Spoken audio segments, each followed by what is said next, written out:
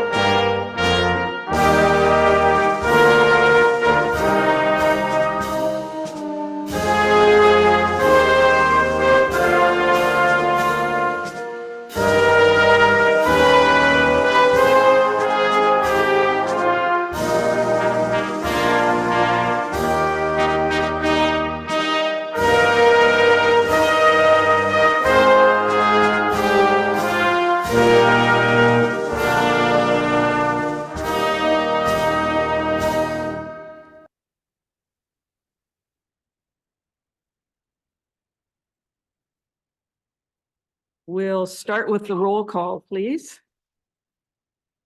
Mayor Sue Patterson, Present. Deputy Mayor Warren Dickert, Present. Councillor Harold Fleet, Present. Councillor Dave Hawking is absent, Councillor Carol Hudson, Present. Councillor Brandon Cable is absent, Councillor Sue Sacco, Present. Thank you. The land acknowledgement.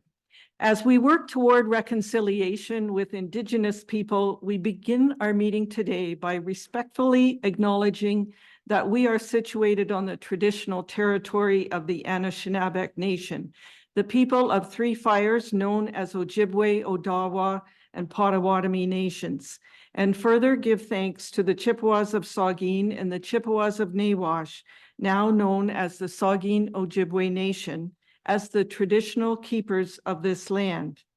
May we all live with respect on this land and live in peace and friendship with all its diverse peoples. Welcome to our regular council meeting for Monday, April 15th, 2024. Good afternoon, council, staff, guests, the viewing public, and the media. Council, does anyone have a disclosure of pecuniary interest or a conflict of interest? Seeing none, you may declare one during the meeting if one should arise. Next on our agenda is additions or deletions, and we do not have any. We do not have any delegations, and we do not have any business arising from the minutes. So we'll move on to item 8, which is council and committee of the whole minutes.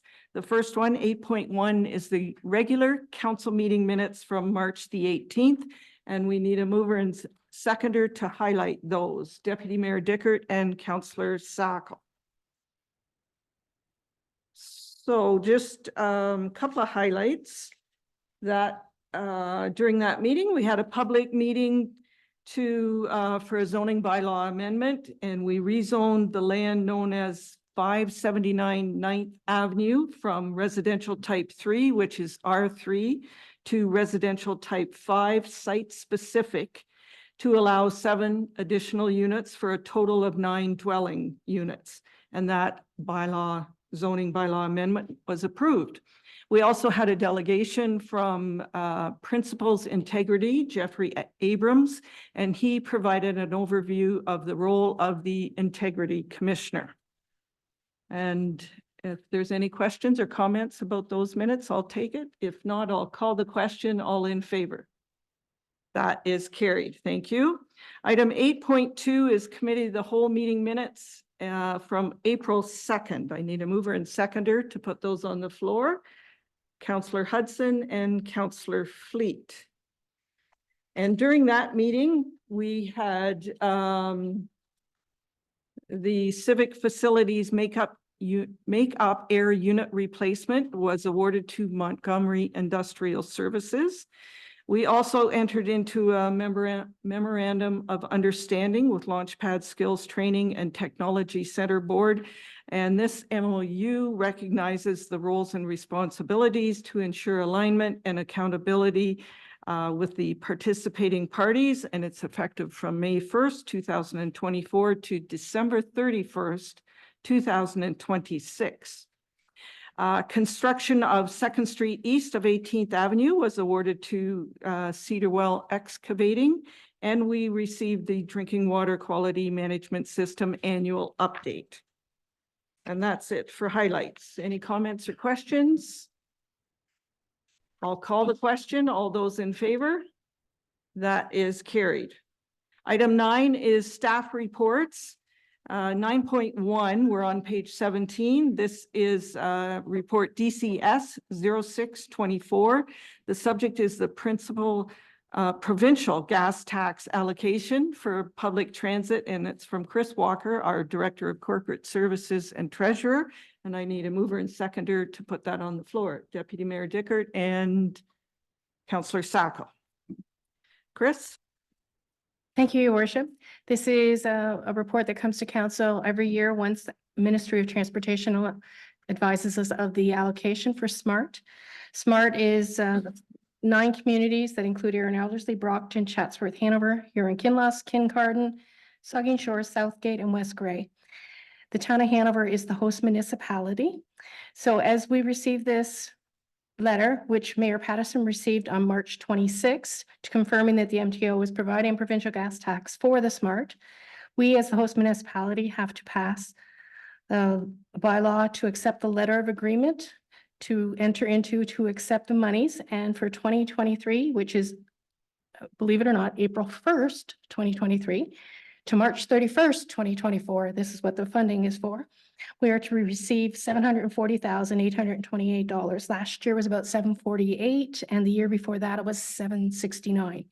So it's been going down just because the COVID, and we're just trying to get back into that. So they've been doing a 5-year average for the monies.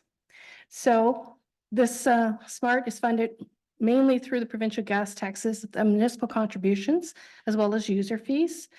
It's anticipated that once this bylaw and letter of agreement is completed, we should be able to receive the first $558,000 or so by early May, and the balance will come shortly thereafter. The town of Hanover actually is one of the largest contributors to that, and in our 2024 budget, it was $137,465 that we're contributing towards that. So the report recommendation is that report DCS 0624, provincial gas tax allocation for public transit, be received, that the mayor and CAO be authorized to complete the letter of agreement with the Ministry of Transportation as the host municipality for the Saugeen Mobility and Regional Transit Corporation for the public transit provincial gas tax allocation as detailed in the report, and that council approve the bylaw later in this meeting to enter into this letter of agreement with the Ministry of Transportation.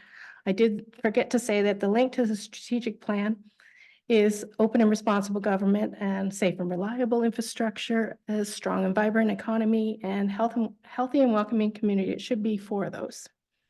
If you have any questions, I'd be glad to answer. Thanks, Chris. Councillor Hudson. Thank you, Your Worship. Chris, I'm wondering if you can tell me, please, the percentage, is it based on the number of users per municipality? It's based on 30% population and 70% ridership. And then the SMART allocations, I'm sure Deputy Mayor Dickert will be able to back me up on this, that they go through the budget they require, and it's based on the same type of idea on the ridership as well. Sorry, the 70% is which? Ridership, Okay, thank you. 30% population. So the Thank you. more municipalities you bring on and you get higher population, you can get more funding. But they only give you funding based on 70% of what the actual SMART is putting in there. So between the municipalities and the user fees and stuff. Other comments or questions? All in favor? That is carried. Item 9.2 is report PB 1024. The subject is the Giorgio subdivision draft plan extension. It's from Andrew Wilkin, our Director of Building and Planning and CBO. I need a mover and seconder to put this on the floor. Councillor Fleet and Councillor Cable.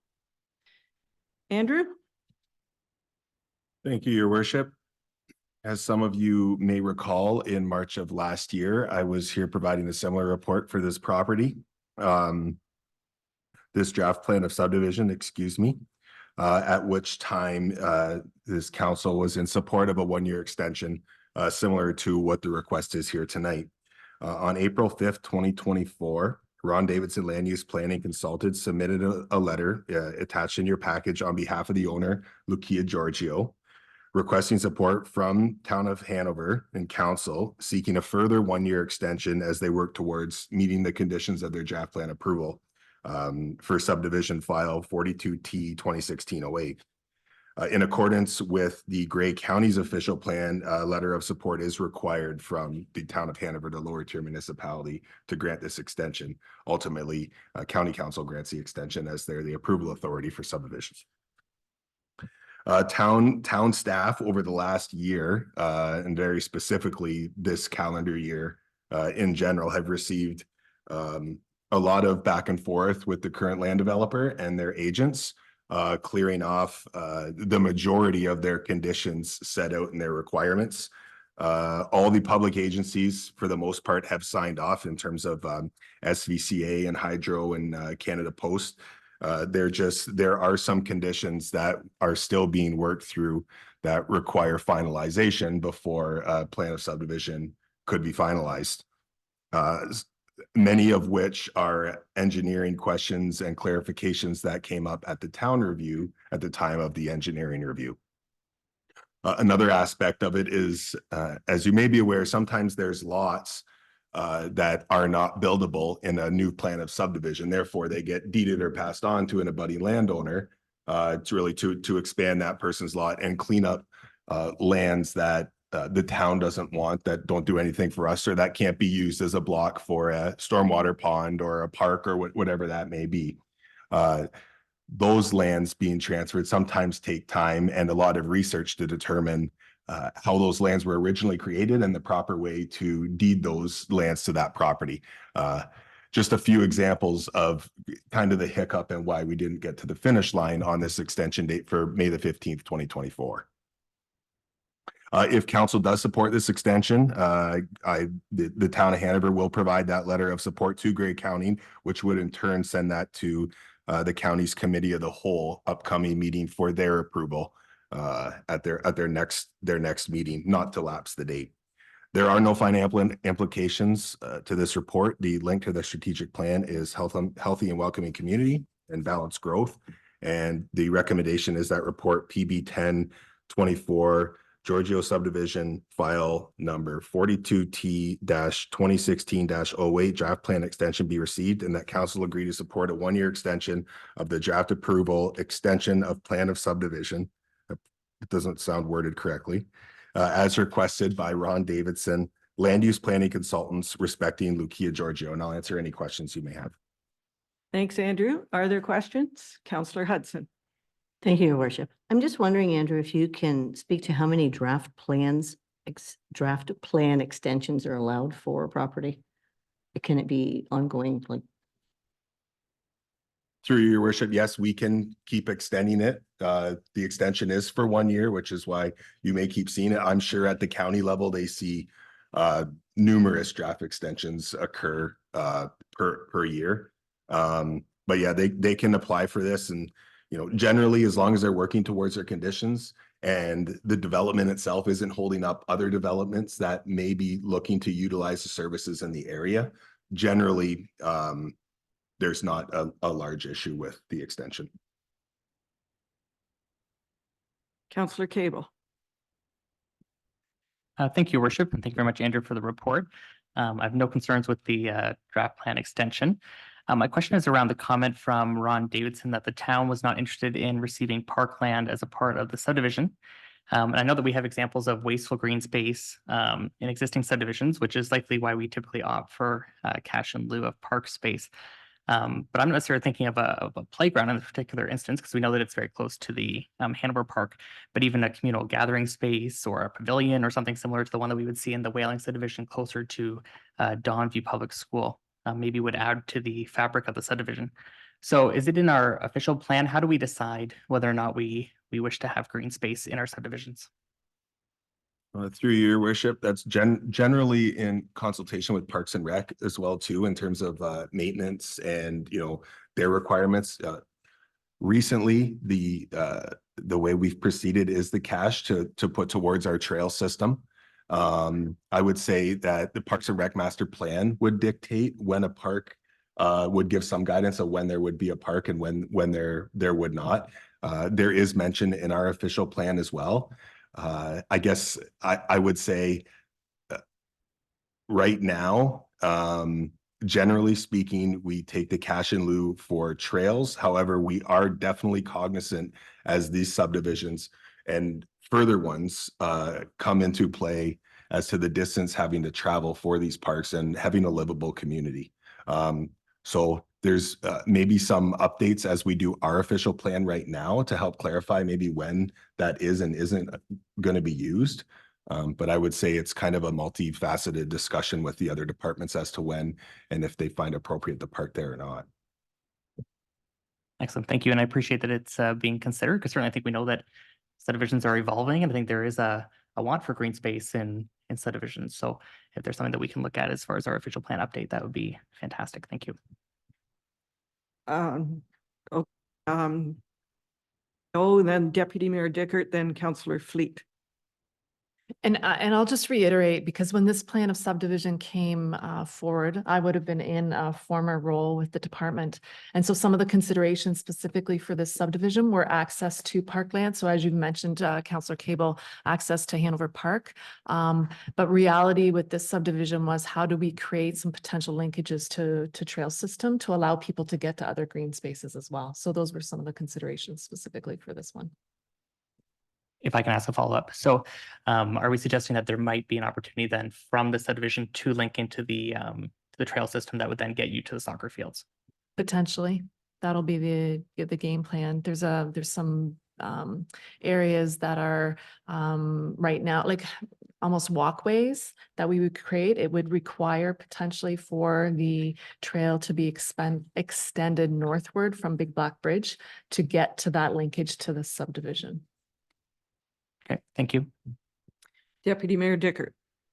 Thank you, Your Worship. I support the granting of the extension, but just have two questions on how this all works.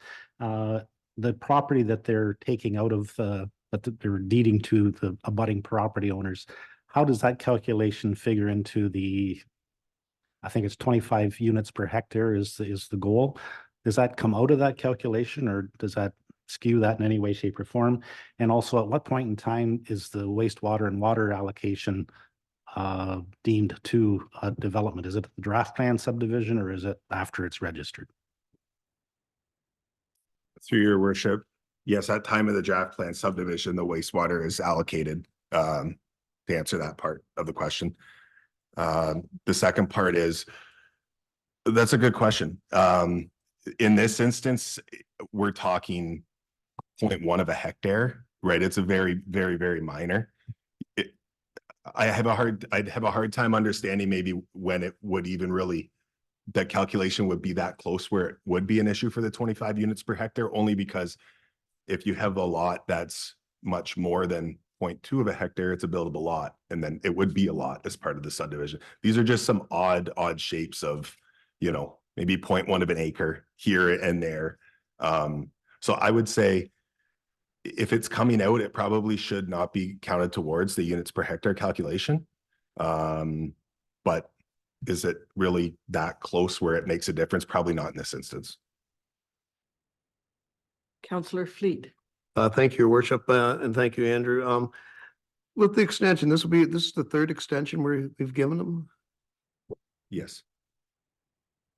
Like with an extension, I'm okay with it, but I just don't want to continue giving them extensions, because if there's time and cost involved every time we give them an extension, maybe not a whole lot of money, but there's always that cost to this. And I'm okay with it this time, but I just don't know how long we can keep extending this project.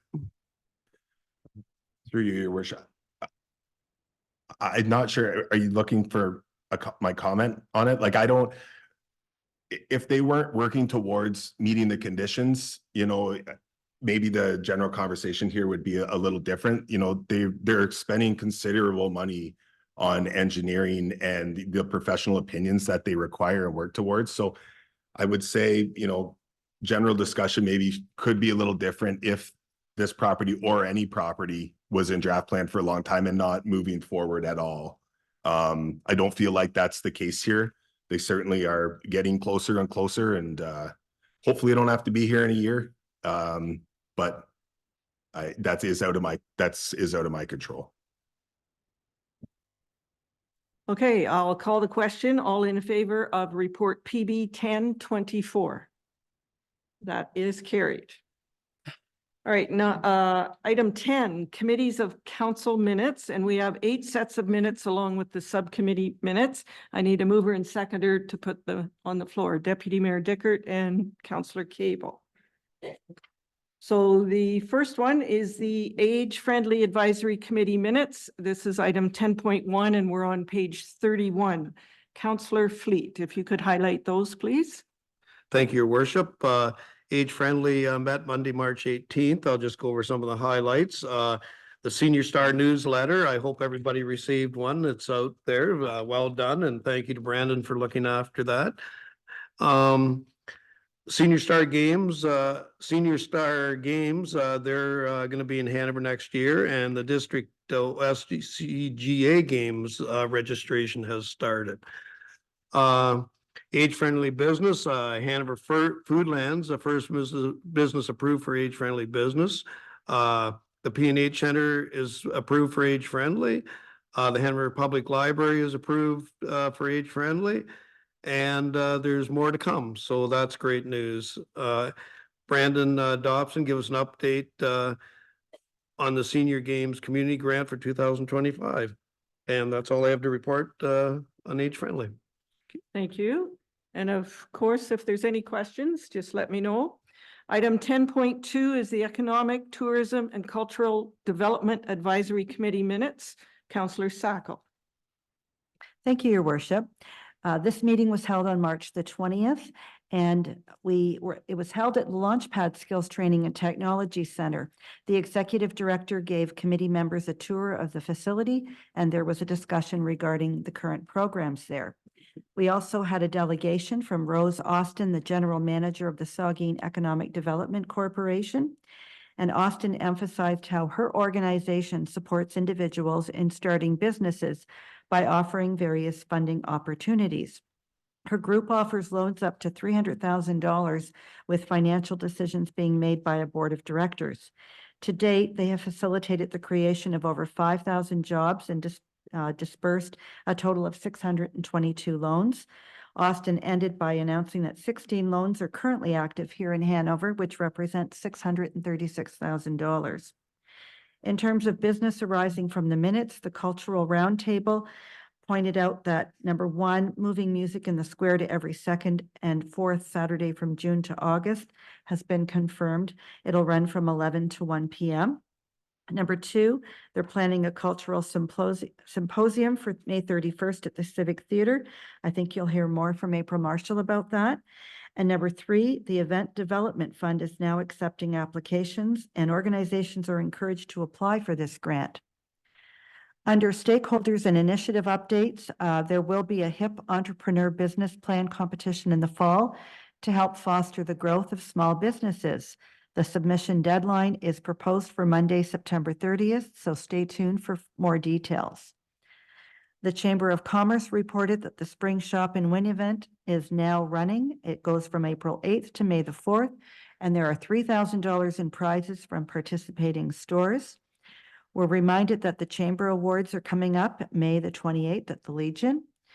And lastly, that the next Chamber Luncheon will occur on May the 10th, and they're changing the venue. It's going to be at the Grace United Church for the first time, and they need 40 people there.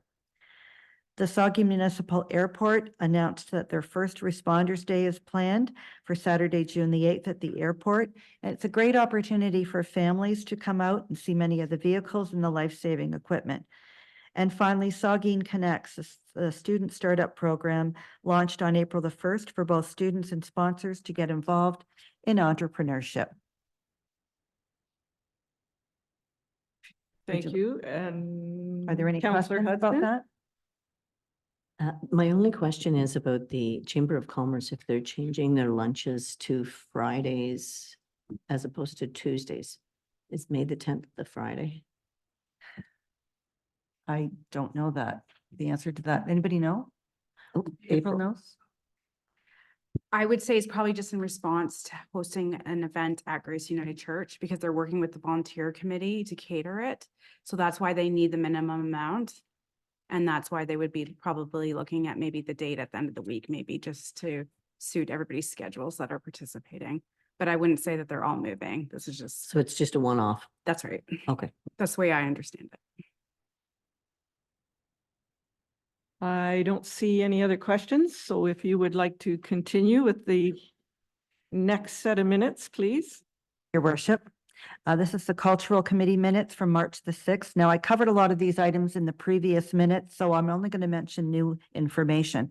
A joint tourism fund application has been submitted in partnership with Minto and Wellington North with collaboration projects like Cultural Symposium, the Driftscape app, a culture guide, and a Culture Days bus tour planned in the future. The Hanover Community Players are preparing for their upcoming production called Drinking Habits. So you need to get your tickets soon. I know I have mine already. And finally, the Saugeen Artists Guild are preparing for an exhibit at the Mill Pond Gallery in Cargill that will run from the end of June to early September. One upcoming plan is for a spring fling on May the 3rd at St. Matthew's Church. Are there any questions? Councillor Hudson. Sorry, it's me again. Maybe this is something that April can address. The Cultural Symposium, also on a Friday in the daytime. Exactly who are you expecting to attend that? So that I'm just wondering why the date and the time is when it is for the Cultural Symposium. Through your worship, I do have an information report that I can delve into this a little bit more later if you'd like, but essentially it's for our community stakeholders, so our cultural roundtable committees, and then staff and council. That's our primary demographic. Any public that wants to come are welcome to, but it is a targeted event. Great, thanks. Okay, and continue on, please. Thank you, Your Worship. The Hanover Heritage Subcommittee met on February the 15th. Building recognition signs will be installed on 2 more locations this spring. The Hanover Heritage Building Tour is still looking for some historical buildings to include in the tour. And finally, the Heritage Community Space at the P&H Center has now switched over to a Hanover Hockey and Hanover Sports display. Thank you. Are there any questions? Councillor Hudson. Thank you. Sorry, this is a question regarding the Cultural Roundtable, just in regard to the Saugeen Artists Guild. Trial having a permanent space at the P&H Center for 6 months. Any idea where that would be?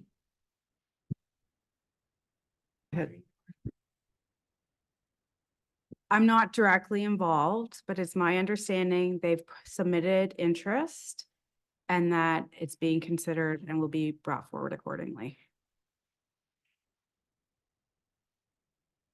Okay, I'm just wondering, obviously it's not on the ice surface. There's that little room beside the elevator perhaps, I'm or? sorry, I misunderstood.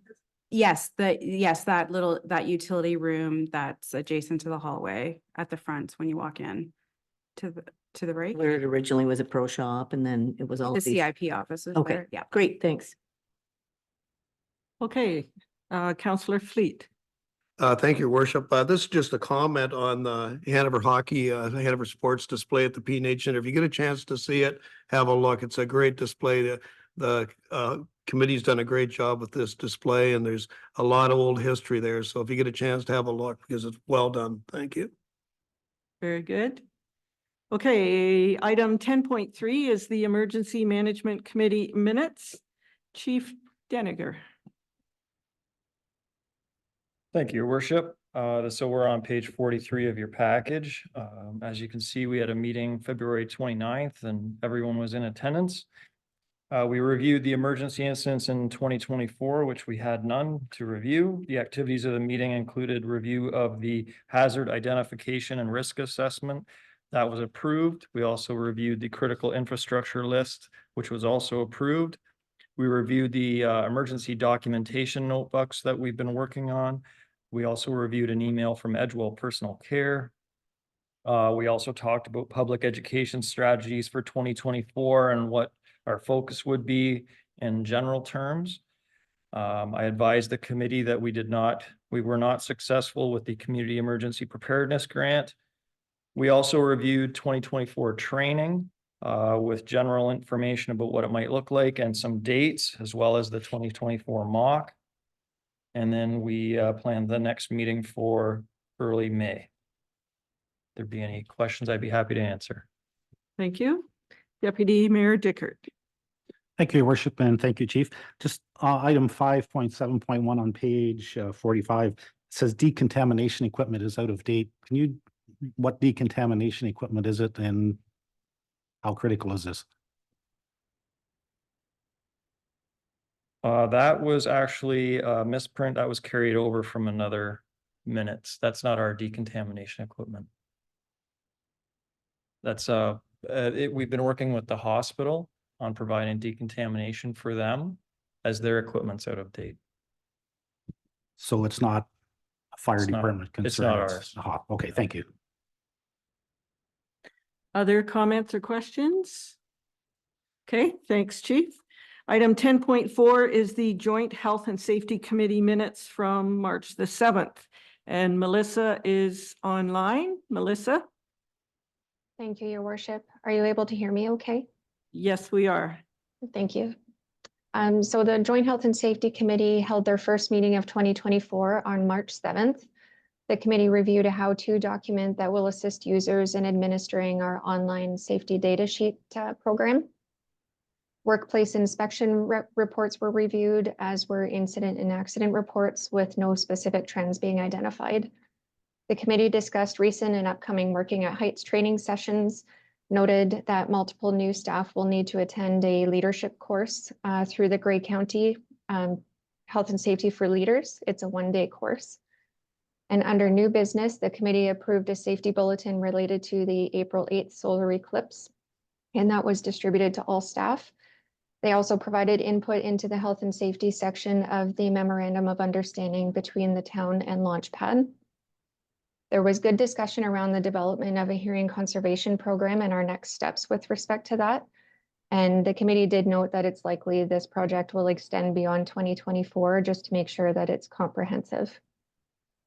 The committee reviewed CAO input into JHS 008 emergency procedures, and then reviewed the status of 2024 goals and upcoming meetings before adjourning. I'm happy to answer any questions that council may have.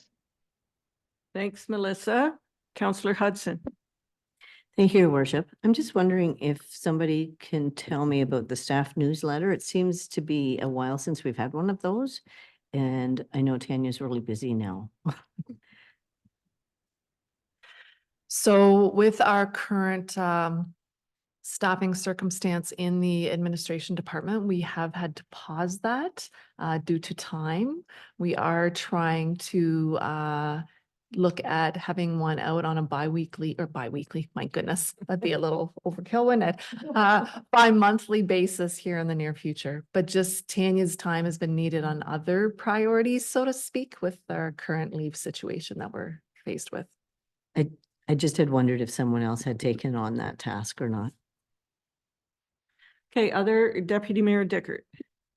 Thank you, Your Worship. This is likely more for CAO Walden. Is there a practice within the town to start all meetings with a safety message? Many corporations do that, like before any meeting gets underway, there's a safety message just to keep that in the forefront. I just wondered, does the town have a practice of that or not? Yeah, usually our departmental meetings, so those staff meetings within the departments begin with a safety message. It's typical practice. Okay, we'll move on. Item 10.5 is the Parks, Recreation and Culture Advisory Committee minutes. Councillor Cable. Thank you, Your Worship. The Parks, Recreation and Culture Advisory Committee met on March the 27th. We started with a delegation from Alicia Tilker and Peter Kritz and Brandon Allen on behalf of Hanover Minor Baseball and the Hanover Hitmen. And they provided some great information on the club's successes and some information about their challenges and needs going forward.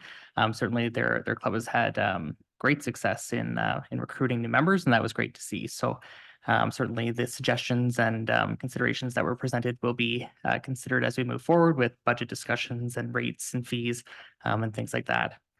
The committee was very supportive of inviting other facility user groups to future meetings in order to better understand programs that are happening in order to help inform our future decisions. So I look forward to hearing from other user groups as we move forward.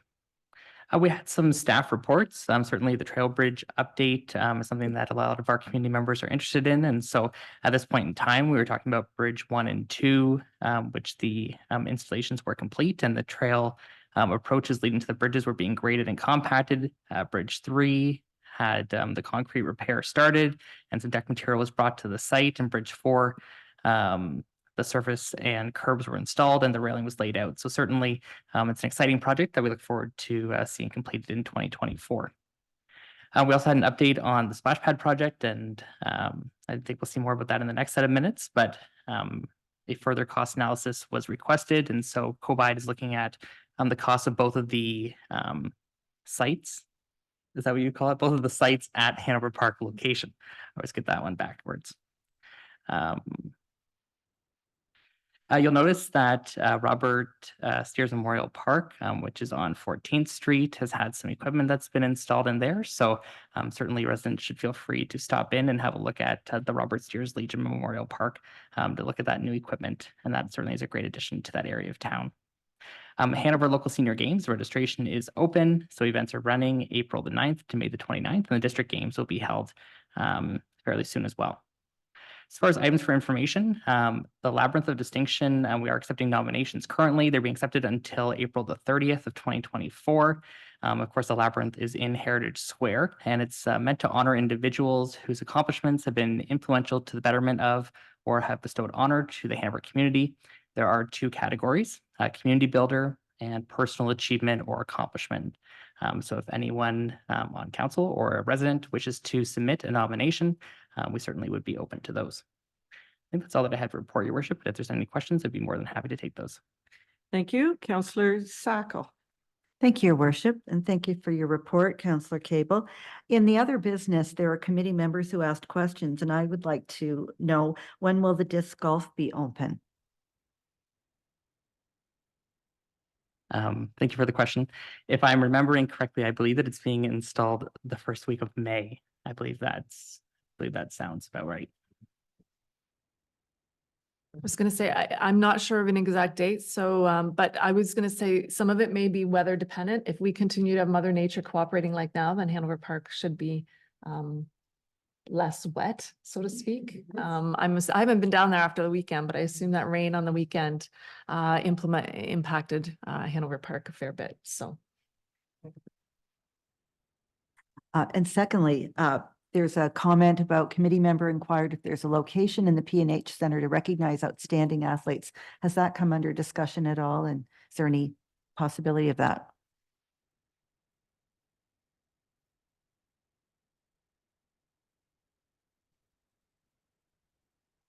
You know, again, when those inquiries happen, staff usually note those. And is there an opportunity for that? There is no designated wall of fame, I would say, or process or procedure around that. The Labyrinth of Distinction really is our high level of recognition, if I can call it that, in our walk of honor. And there are some athletes in there. The late Godfrey Brunner comes to mind because he was an Olympian. Ryan Bester, who is a world champion. So it has to be extremely high level in that nature. Okay, I don't see any other questions. I'm wondering, Councillor Cable, did you want to highlight the splash pad ad hoc committee minutes, or shall I ask the CAO? How about I will start and then if Sherry wants to add, that's great. So the Splash Pad Development Ad Hoc Committee met on March the 12th. You'll note in items for direction, so the geotechnical results in the soil analysis study has been received, and the report identifies that both sites are suitable for the construction of the splash pad. And of course, when we're talking about both sites, we have one that's on that upper area where there's currently parking near the skate park. And then we have the second location, which is a little bit further back. I don't really want to call it behind the washroom building, but a little bit further back in kind of the grassy knoll, I believe it's been called, which is quite a nice spot as well. So both of those are suitable for the construction of a splash pad. Certainly, PRC Advisory has asked for the splash pad committee's input regarding that site selection, and committee members are waiting on final costs from the engineer in order to help make a final decision on that. And so the decision has been deferred until final costing has been calculated. The subcommittee also looked at marketing materials, and so there's a variety of different pieces that they're looking at in order to recognize sponsors and in order to gain traction with their fundraising campaign. And then they discussed the fundraising campaign, quiet phase, some targeting of potential donors, and then a public launch happening at the Home and Garden Show, which is coming up on later in May. And I believe that highlights, but if there's anything else. We'll Very pass it over to good. Sherry. Any questions that we can all answer? All right, very good. We'll move on. Item 10.6 is the Planning Advisory Committee minutes, and Councillor Fleet, there's 2 sets of minutes. If you'd like to highlight those, please. Thank you, Your Worship. Planning Advisory met on March the 12th. I'll just go over some of the highlights. Business arising from the minutes, the Deputy Secretary Treasurer stated that a minor variance application number A1-24 and consent application number B1-24 have been granted approval. The zoning bylaw amendment application number Z124 to rezone the property located at 579 9th Avenue from R3 to R5 site specific for the purpose of accommodating 9 residential units. And it's been brought to council. Local plan number LOPA Town of Hanover, the Deputy Secretary briefed the committee mentioning that the town is collaborating with the planner from Colby Engineer to revise the Town of Hanover's official plan. Proposed site plan agreement 2832983 Ontario Limited 621 First Street. This project's up and going, and that's where our new gymnastics will be and the children's play area. So that's that for a set of minutes. I'd take any questions. Okay. The Planning Advisory Committee met April 9th. I'll just go over some of the highlights. Again, the local official plan LOPA number 4 was discussed. Minor variance application number A2-24 Dale and Brake Morel 237 9th Street. They outlined the proposed minor variance application where the owner plans to construct a 16 by 9 extension to their dwelling on the right side of the property for use of a living room. And then there's an article from the Canada Press dated March 21st. The Secretary Treasurer informed the committee about Premier Doug Ford's decision to dismiss a proposal of allowing 4 plexes without additional municipal approval across Ontario that raise concerns and potential community disruptions for multi-story constructions. Andrew said that Hanover is well positioned since it permits up to 3 units on a single lot. And that's all I report from planning. Thank you. Any questions or comments? I must say this committee is setting records with the length of the meetings. The first one was 8 minutes and the second one was 12 minutes. Andrew? If I could, Your Worship.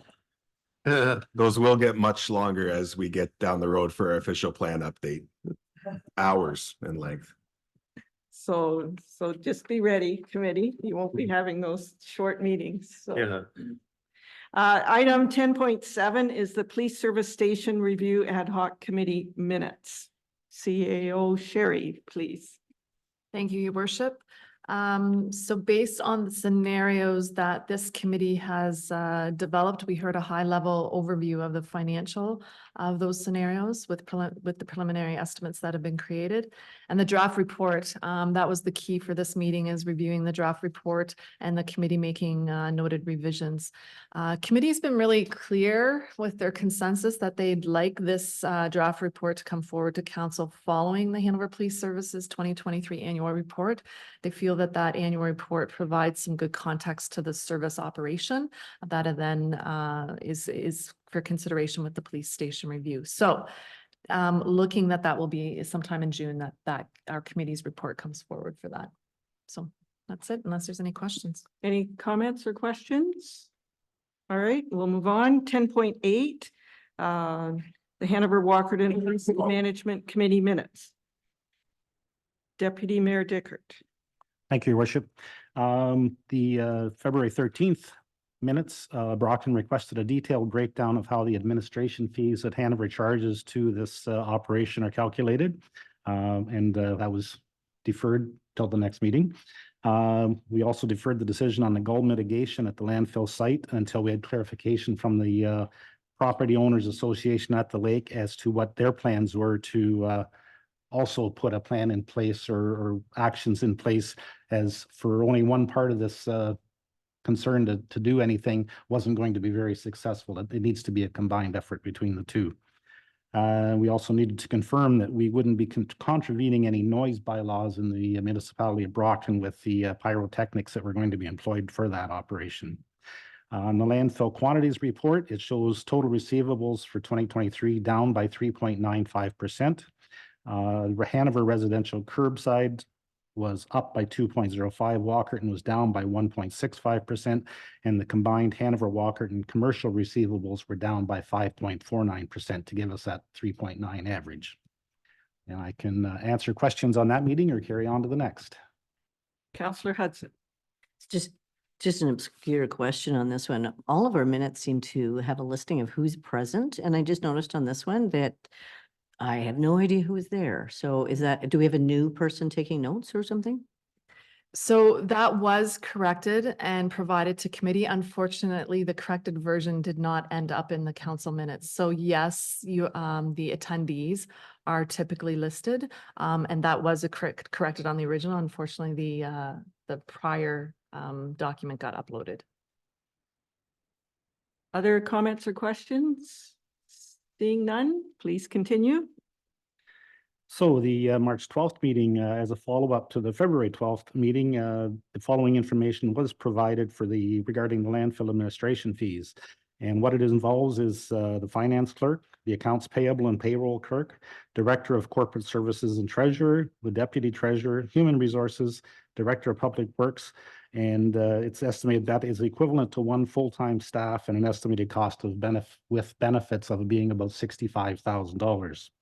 It also includes the use of software for payroll, accounting, asset management, system backups, and cyber protection, which is estimated at $7,000, and office supplies and stationery estimated at $3,000. We also, at that time, reviewed the information from the Lake Property Owners Association and their plans for their gully mitigation on their side of it, and received confirmation there was no bylaw concerns at this site as it is zoned commercial.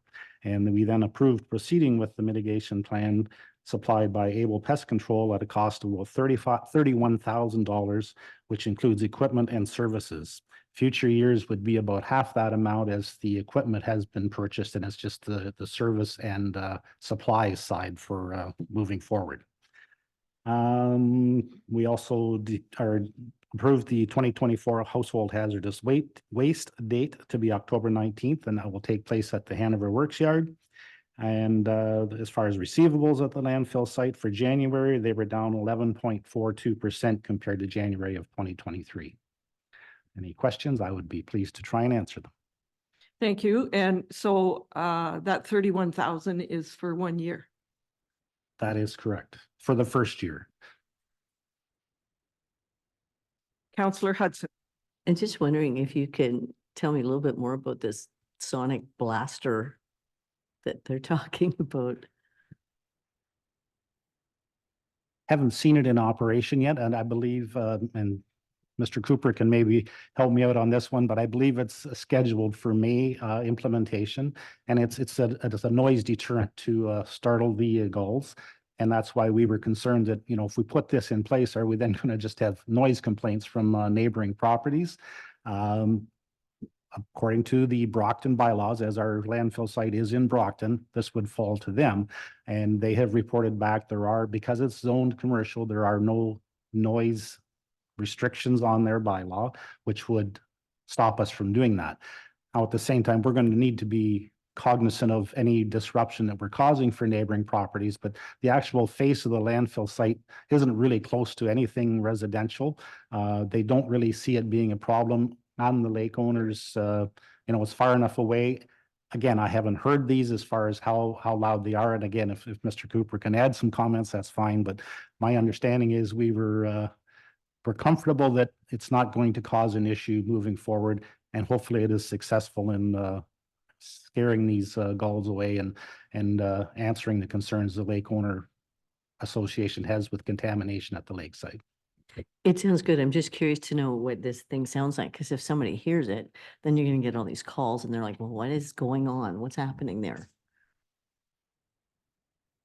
Ron, can you speak to that? Yeah, I can speak to that. Actually, the setup of the sonic blaster and the services for Able Pest Control actually commenced today. So they have set it up, have done a test on it today, and you know, taken into account surrounding area, you know, be doing adjustments of the volume to make sure that it's catching the effectiveness of what it needs to do, scare the seagulls off, but not be a deterrent.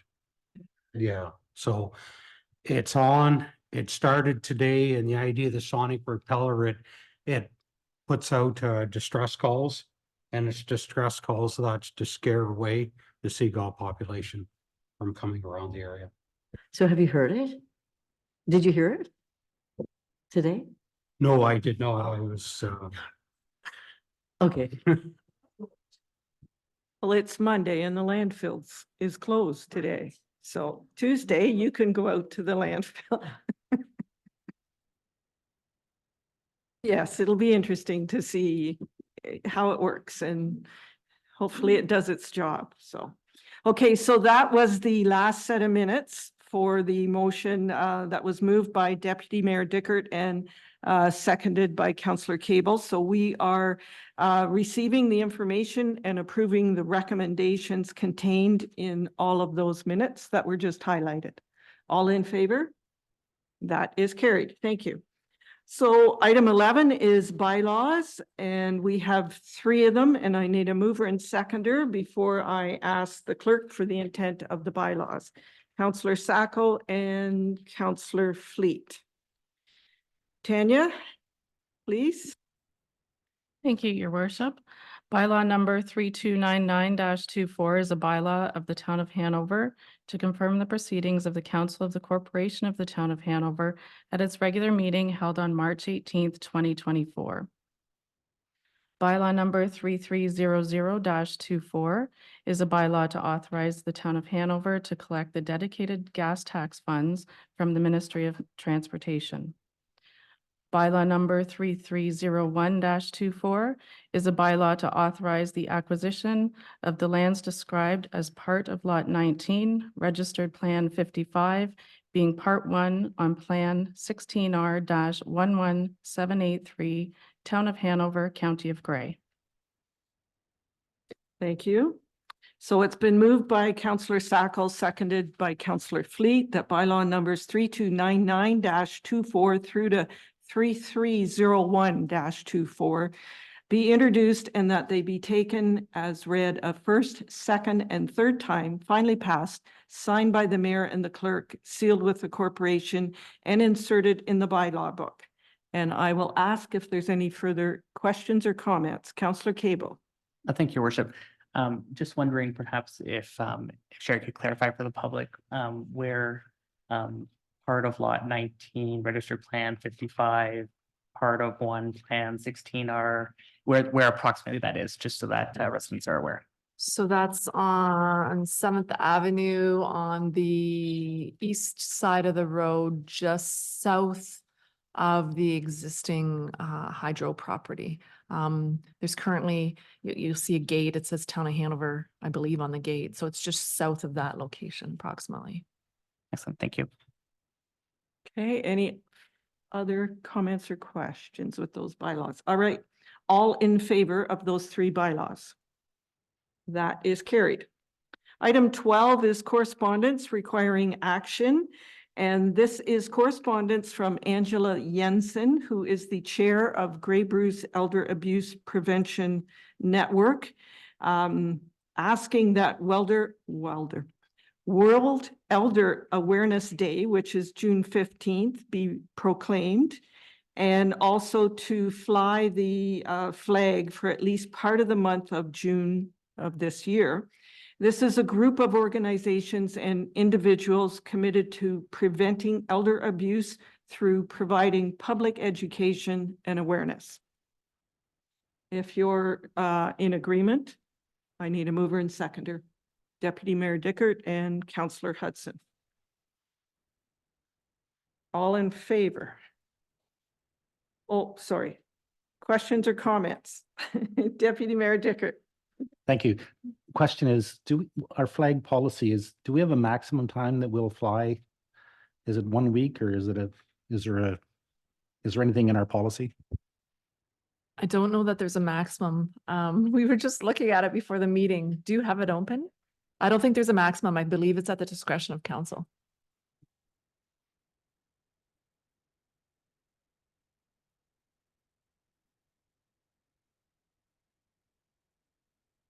Oh, now I'll say all in favor. We'll get it right yet. That's carried. Okay, item 13 is reports and correspondence for information. The first one, 13.1, is report ED 0624. The subject is the Cultural Symposium, and it's from April Marshall, our Economic Development Manager. April? Thank you, Your Worship.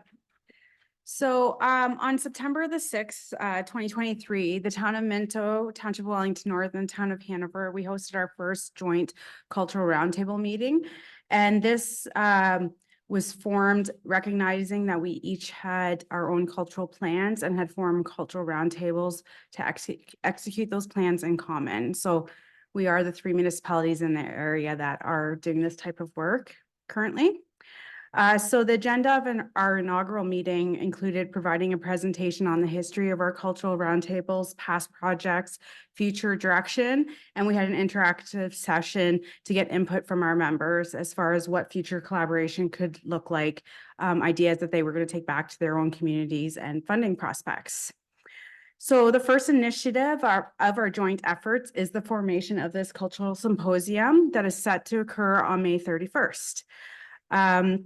As per the provided poster, Hanover, Minto, and Wellington North Cultural Roundtables will have this day filled with insightful and engaging discussions. We want to advance equity, diversity, and inclusion training as community leaders, and we want to learn about cultural experience development.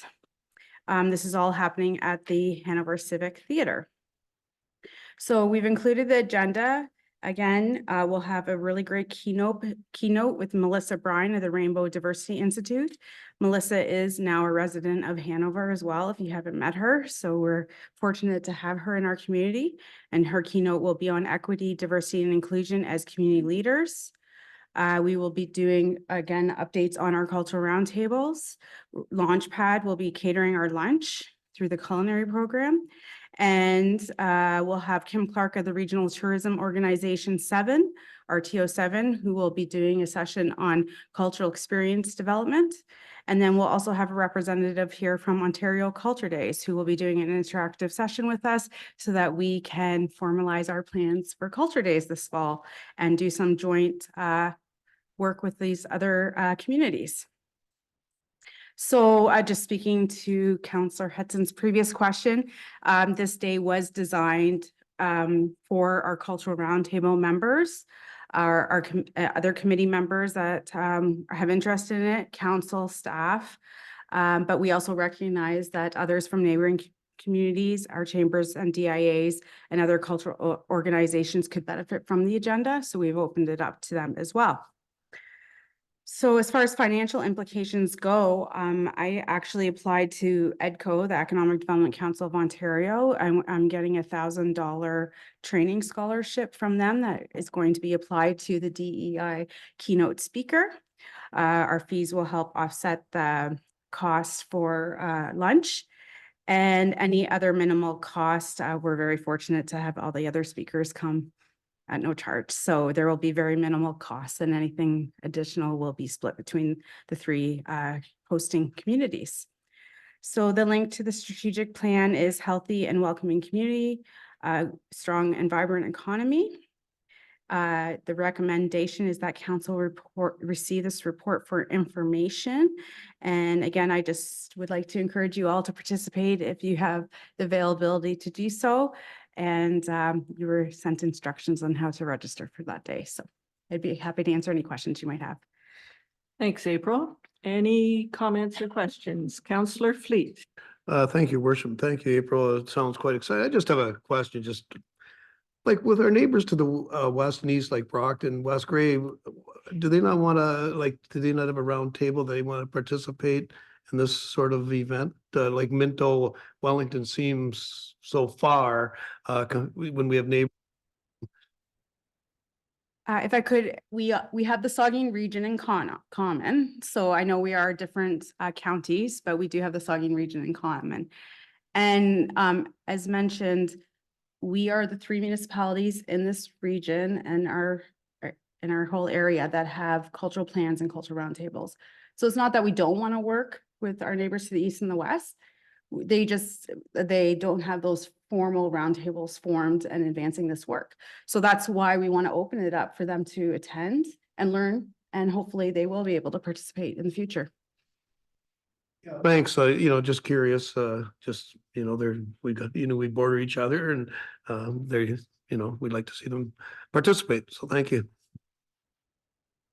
Okay. We'll move on. Thanks, April. Item 13.2 is report ED 0724. The subject is Music in the Square and newcomer event. And again, it's from April Marshall, our Economic Development Manager. April? Thanks again. So we are getting ready to bring Music in the Square back for another successful season. I know we've talked about this quite a lot, but the Cultural Roundtable have decided to move ahead with Saturdays this year to give that a try so that we can work with some of our other cultural assets, such as the Eat Well Farmers Market, the library is open, the Civic Center. We have numerous stores and shopping and dining options available downtown. So we would like to promote this as an opportunity of something to do for people before the Hanover Raceway as well. So just building on having a vibrancy of activity happening on Saturdays and encouraging people and their families to come out and participate. So this year we have a great lineup of entertainment planned. We will be again sticking with the 2nd and 4th of June, July, and August, this time being Saturdays, and over that kind of lunchtime, 11 a.m. to 1 p.m. This will happen in Heritage Square in the amphitheater. On June 8th, we are going to couple that with a newcomer event. So Mayor Patterson will be joining us as we officially kick off the season, and we will welcome new residents to Hanover. We'll extend the day, so it'll run 10 a.m. to 1:30 p.m. It will feature performances by Dickie Bird and the Red Rascals, Marianne and Carl Holst. Petunia the Clown will be doing balloon twisting. The library tent will host family fun activities, including sensory stations, a book nook, and crafts. And we'll also have welcome packages and other newcomer resources available through the Grey Bruce Local Immigration Partnership. We would like to thank the DIA for sponsoring this event, and they're also working with us to contribute or work with the businesses to contribute small gifts or coupons to essentially bags that we'll have assembled in advance to hand out to people that participate. And we're aiming to have 50 of those bags available. The artist lineup for the remainder of the season includes Assorted Affair on June 22nd, Hard Martin and the Heroes, July 13th, Lisa McEwen with Rick Fairburn on July 27th, the Durham Sauntering Band on August 10th, and Tandem on August 24th. So again, we just want to invite people, the public, to come have a picnic in the park before going to the Hanover Raceway and enjoy the farmers market, plus everything else that downtown Hanover has to offer. I mentioned that the DIA does sponsor this event, and the remainder of the financial implications come from the Cultural Roundtable budget. The link to the strategic plan is healthy and welcoming community, strong environment economy. And the recommendation is that report ED 0724 Music in the Square, a newcomers event, be received for information. Tongue twisters. Thank you. Councillor Sacco. Thank you, Your Worship, and thank you for your report, April. It sounds like a lot of fun, especially on the June the 8th. I'm wondering, how are we connecting with these newcomers? Where are you getting names? Are you emailing, phoning? How is that all going to happen so that we get a good turnout? Through Your Worship. So we have been collecting names of people that have been coming on in to receive welcome packages. So I will be reaching out to them, reaching out to the real estate offices, and then through other stakeholders that we have, such as YMCA Settlement Services, the library, applicable stakeholders like that. But it's going to be much dependent on public promotion, right? And just marketing it widely. Any other comments or questions? Councillor Hudson. Thank you, Your Worship. Are they anticipating any rain dates if weather doesn't cooperate with these particular dates? Will it just be canceled the same as it was once, or do you do a different time? Yes, through Your Worship. I'm just hoping for no rain. It's really at the discretion of the band, how comfortable they are setting up their equipment. It's going to be conditional on how hard it is raining. It's really a call we have to make that day. And then I would have to work with that applicable band to see what works with their schedule to reschedule. So I'm really hoping that it can proceed, but I would just ask that people watch our social media that day if there's a chance that it would be rescheduled, and then we would market that accordingly. Okay. Item 13.3 is the FI 0324 report. It is the first quarter activity report from our Chief Deniger. Thank you, Your Worship. As indicated, this is our first quarter activity report. And as you can see in the first quarter, which was January to March of 2024, our highest amount of calls was for medical at 19, false fire calls was second at 12, and other was third at 7. We had 57 calls total. So year-to-date totals are the same. As far as fire inspections, we did 37 in total. We issued 54 reports and 15 are still in progress. We completed 6 alarm for life inspections, entered 6 homes, and 2 were compliant, which is a 33% compliance. And we did 1 public education with 4 participants at 0.75 hours. There are no financial implications to this report. Linked to the strategic plan is open and responsible government. And the recommendation is that report FI 0324 first quarter activity report be received for information. Thank you. Any comments or questions for the chief? Seeing none, can please continue on item 13.4. Thank you, Your Worship. So this is on page 91 of your package, and this is the community risk assessment update. So as a background, on July 1st of 2019, Ontario Regulation 378-18 came into effect. This regulation, made under the Fire Protection and Prevention Act, requires all municipalities to complete a community risk assessment and use it to inform decisions about the provision of fire protection services.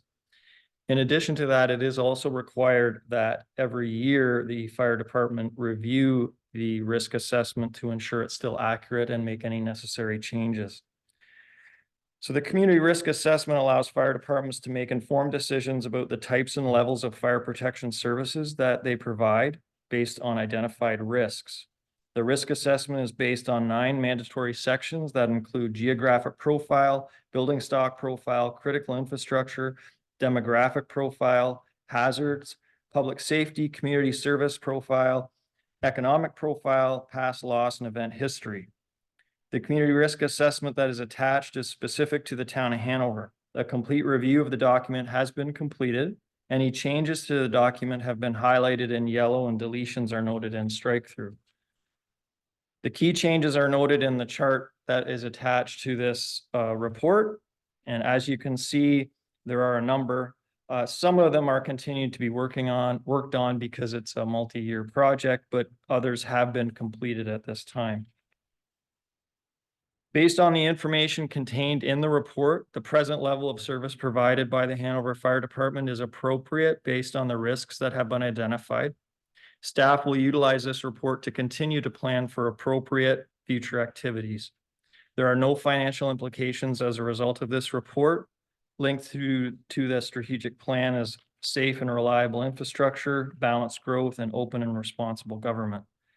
The recommendation is that report FI 0424 Community Risk Assessment Update be received for information. Thanks, Chief. Deputy Mayor Dickert, or was Councillor Fleet first? No? Oh, Deputy Mayor Dickert. Thank you, Your Worship. Just a few questions to better understand.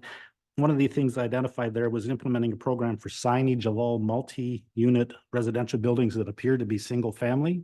Does that mean you're going to hang a sign on them, or is this just a record that you keep in the vehicle when you're responding?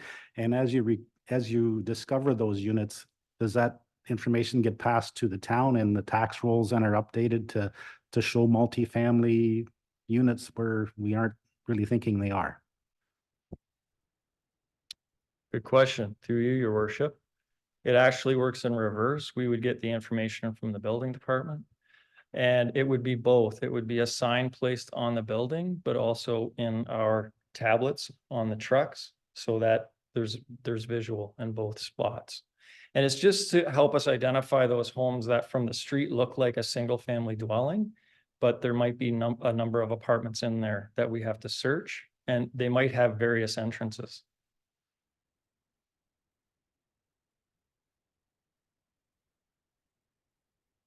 Yeah, through your worship, just to add to that, what we've kind of developed is really just a small Lamacoid. Like, you'd have to look pretty close. We're not putting a 2x2 sign on people's front house of their houses. Something smaller, the fire department would say, okay, there's the house number, there's a sign. Also, in your electronic version, you have an idea that it's there as well. It's kind of like a fail safe.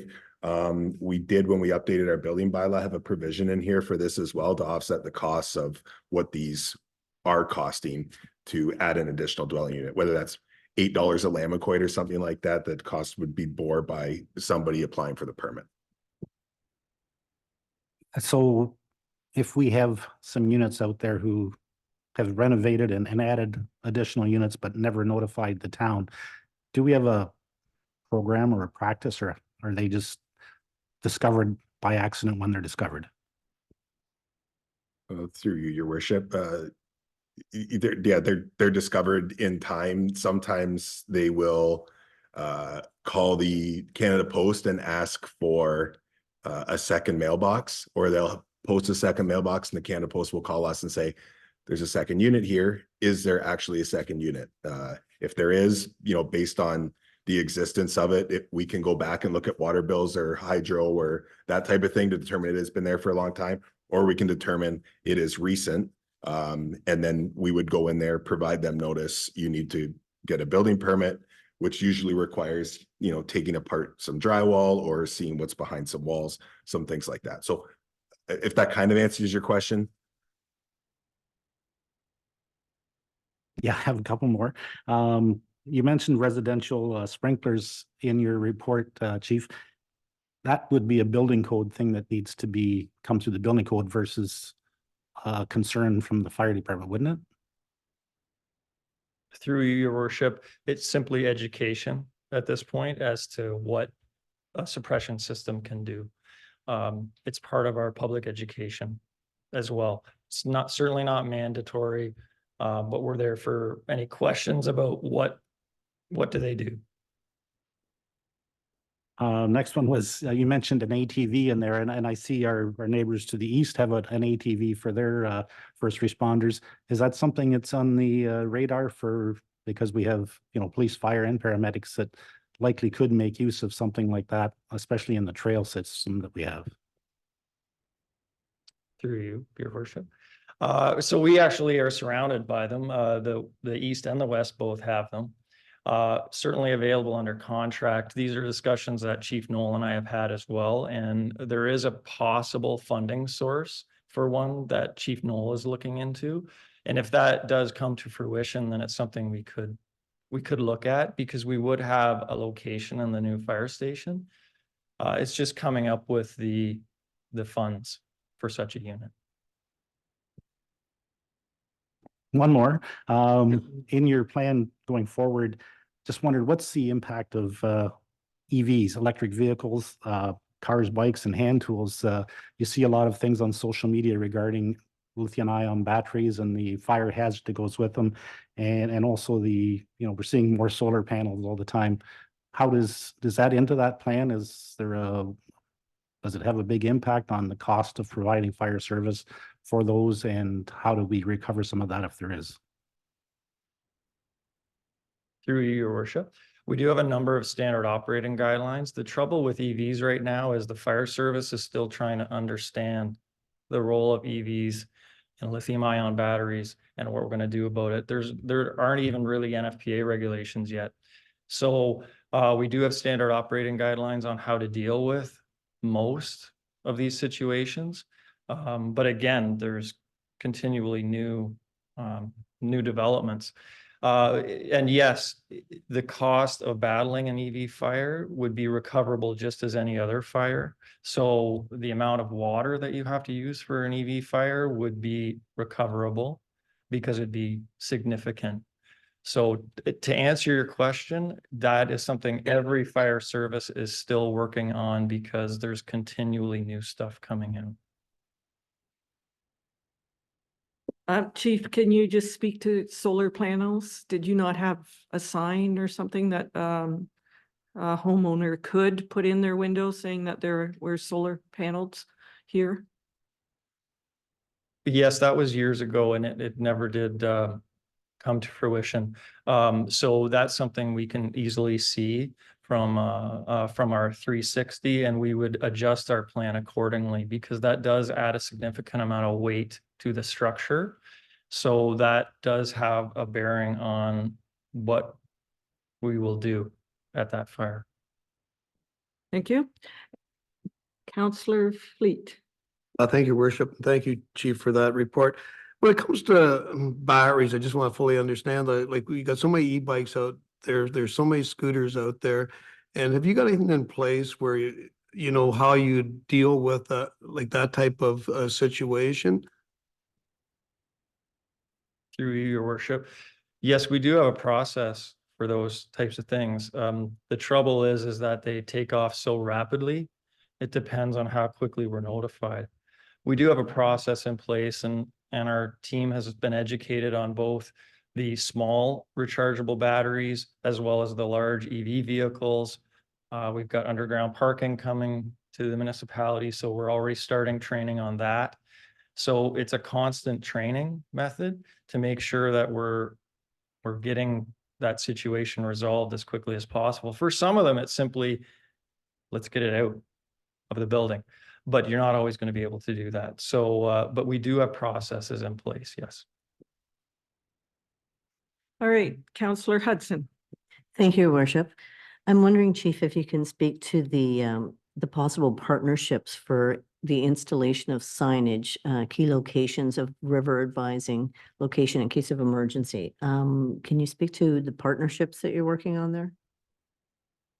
Actually, through your worship, I'm working on April with that, so she might be a better resource. But it's similar. The idea is it is similar to the trail signs. When we get emergencies on the river, they have no idea where they are. And so it's very hard to kind of figure out where you're going when they say we're near a tree or a bridge. So it's a similar idea that April has been helping me with some other organizations, because it's gonna be really important to map the entire river, not just the river that starts and stops in Hanover, because we provide that technical rescue to much larger than just Hanover as well. So I don't know if there's anything you want to say about that at this point. Through your worship, we initiated some really great conversations with Bruce County partners to talk about the Saugeen Ridge River, how we can market it, how we can have infrastructure in place in response to the needs, how we can have it be implement more safety with the sign. Sorry, we started a lot of work on it, but to be quite honest, the project has stalled a bit just because I don't know if it's something that Hanover has the capacity to lead. So we were kind of trying to rely on Bruce County partners a little bit more. So more to come. We have a really great plan. We've started some work. It's just really identifying like who the project leads are, who's going to be responsible for implementation, and getting everybody working together and moving in the same direction.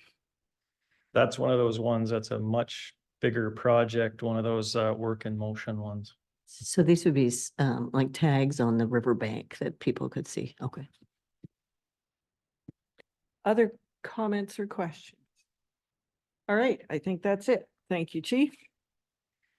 Item 13.5 is report PB 0924. It is the site plan control agreement amendment for 651 23rd Avenue. It's from Andrew Wilkin, our Director of Building and Planning and CBO. Andrew. Thank you, Your Worship. In March of 2022, bylaw number 3196-22 was passed for the site plan control agreement for the property known as 651 23rd Ave with 2854116 Ontario Limited, known as Geofocus. At that time, the site plan control agreement showed two buildings, mirrored buildings at 71 units per building, 6 stories. At the time, the hope was that the project would commence in about a year, where we were hoping it was going to start in 2023. Recently, the developer approached the town with an amended building breakdown approach for the site. The proposal that you see in the updated site plan control agreement shows the buildings in the same location, shows the same density for the property as a whole, the same parking, the same phasing. Really what it talks about specifically is one building now being 4 stories and one building showing 6. The 4-story building along 14th Street, the 6-story being parallel to 23rd Ave. The developer has maintained, I would say, constant communication with the town. Really in 2023, they had their building drawings done and had provided them to the town for review for permit. So they had gone significantly down the road to have this project ready to go. Obviously, financing and funding are at the top of every project actually starting. Recently, as they've been discussing with us, we are aware of conversations they've been having with the Canadian Mortgage and Housing Corporation, CMHC, in an effort to obtain the additional funding possible through that government organization. One item that we have spoke about previously really is notifying the community and the neighbors of a project as it's coming along. Thought it would already start by now. The owner has agreed to put signage up on the site when they do have that start date in mind, hopefully, maybe 4 to 6 weeks prior to the work actually starting. So the agreement you have before you in the package, maybe I would just note specifically page 172 is the main update, sorry, showing the phasing of the project. So on that plan, it shows 14th Street with phase 1, 4-story residential, and phase 2, 6-story apartment, showing the 102 units in phase 2. with the 40 in phase one for a total of 142 units, as it was originally in 2022.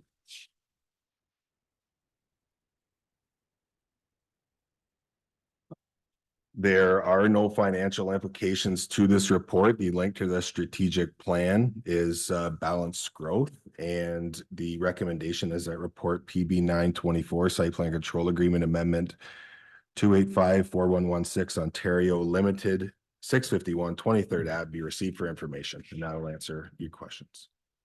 Thank you, Andrew. Councillor Hudson. Thank you, Your Worship. I'm wondering, Andrew, if you can just clarify for me, what was the original units? You keep saying 4-story. Was it originally a 6? Were they both 6s or? Through your worship, yes, they were mirrored buildings, both the same, 71 units per building, 6 stories for both buildings. There was a rendering in their original agreement as well that kind of shows the 6. That was essentially going to be the same buildings for both.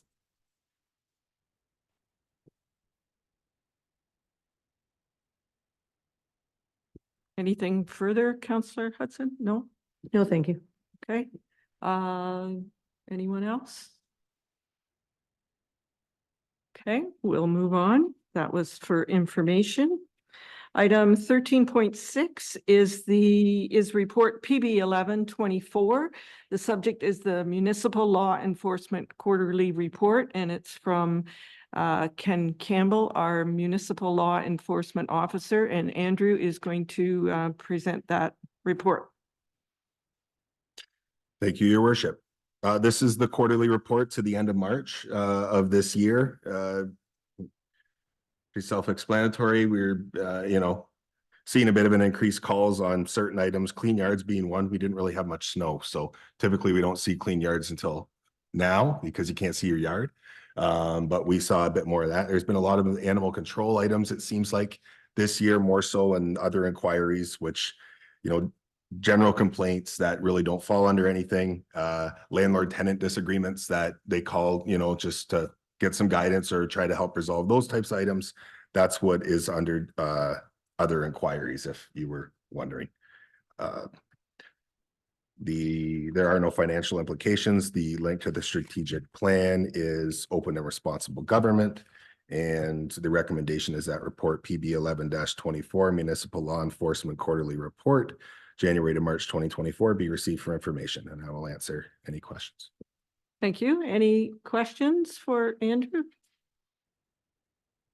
No. Okay, we'll move on.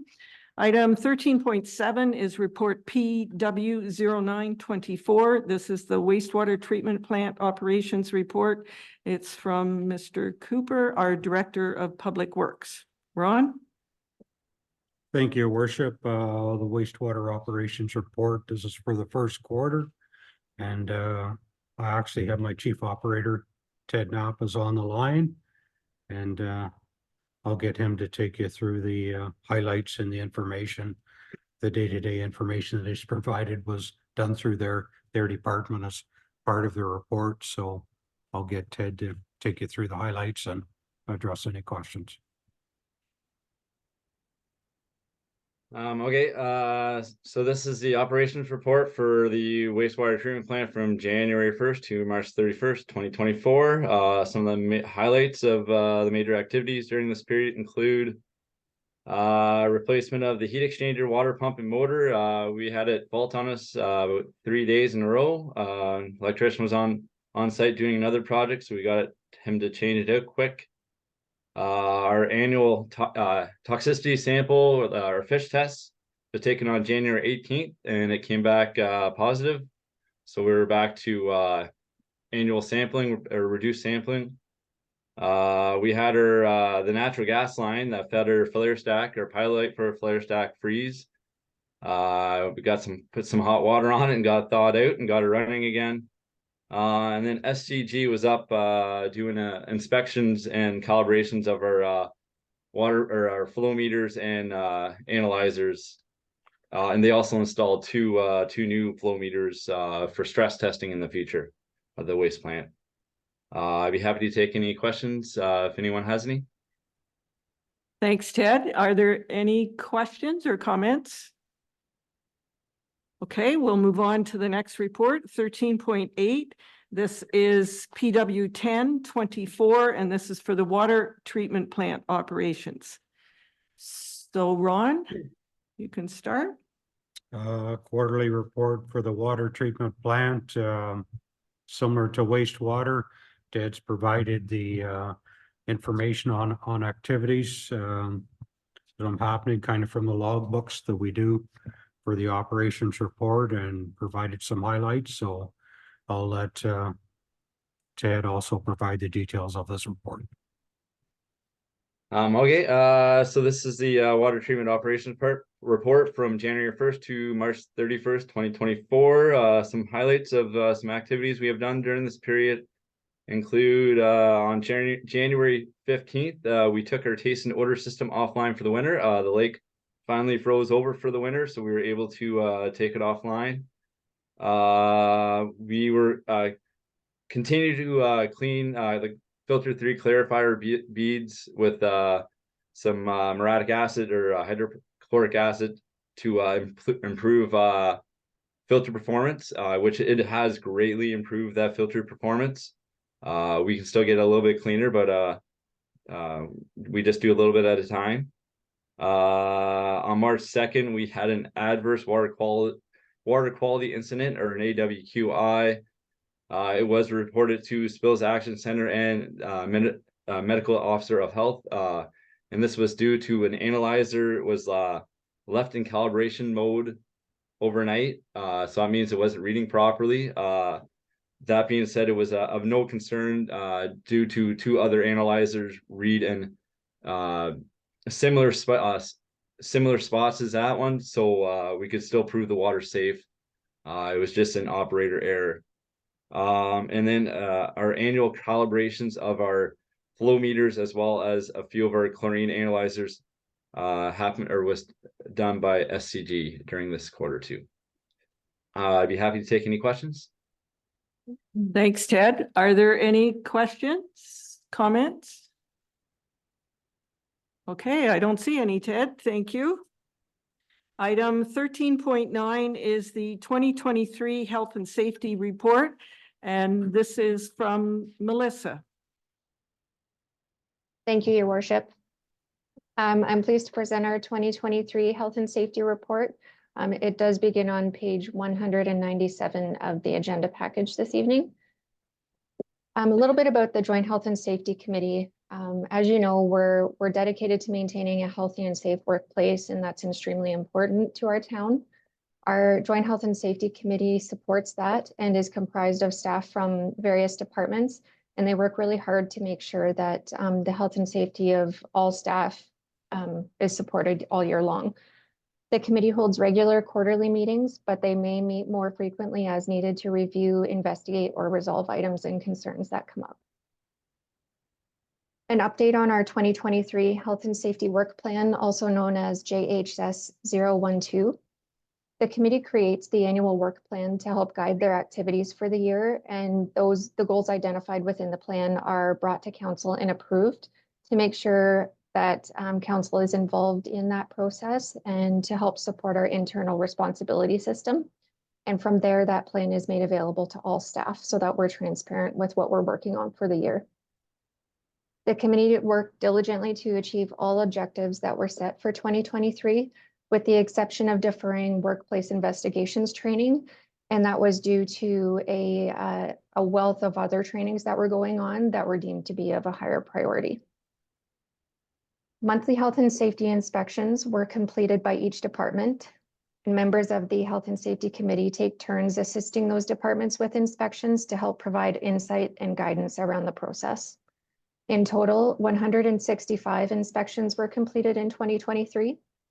This is a decrease from the year prior, but it's mainly attributed to a decreased requirement for inspections at some locations, such as the medical clinic, where staff were not working in the facility as contracted services were in use.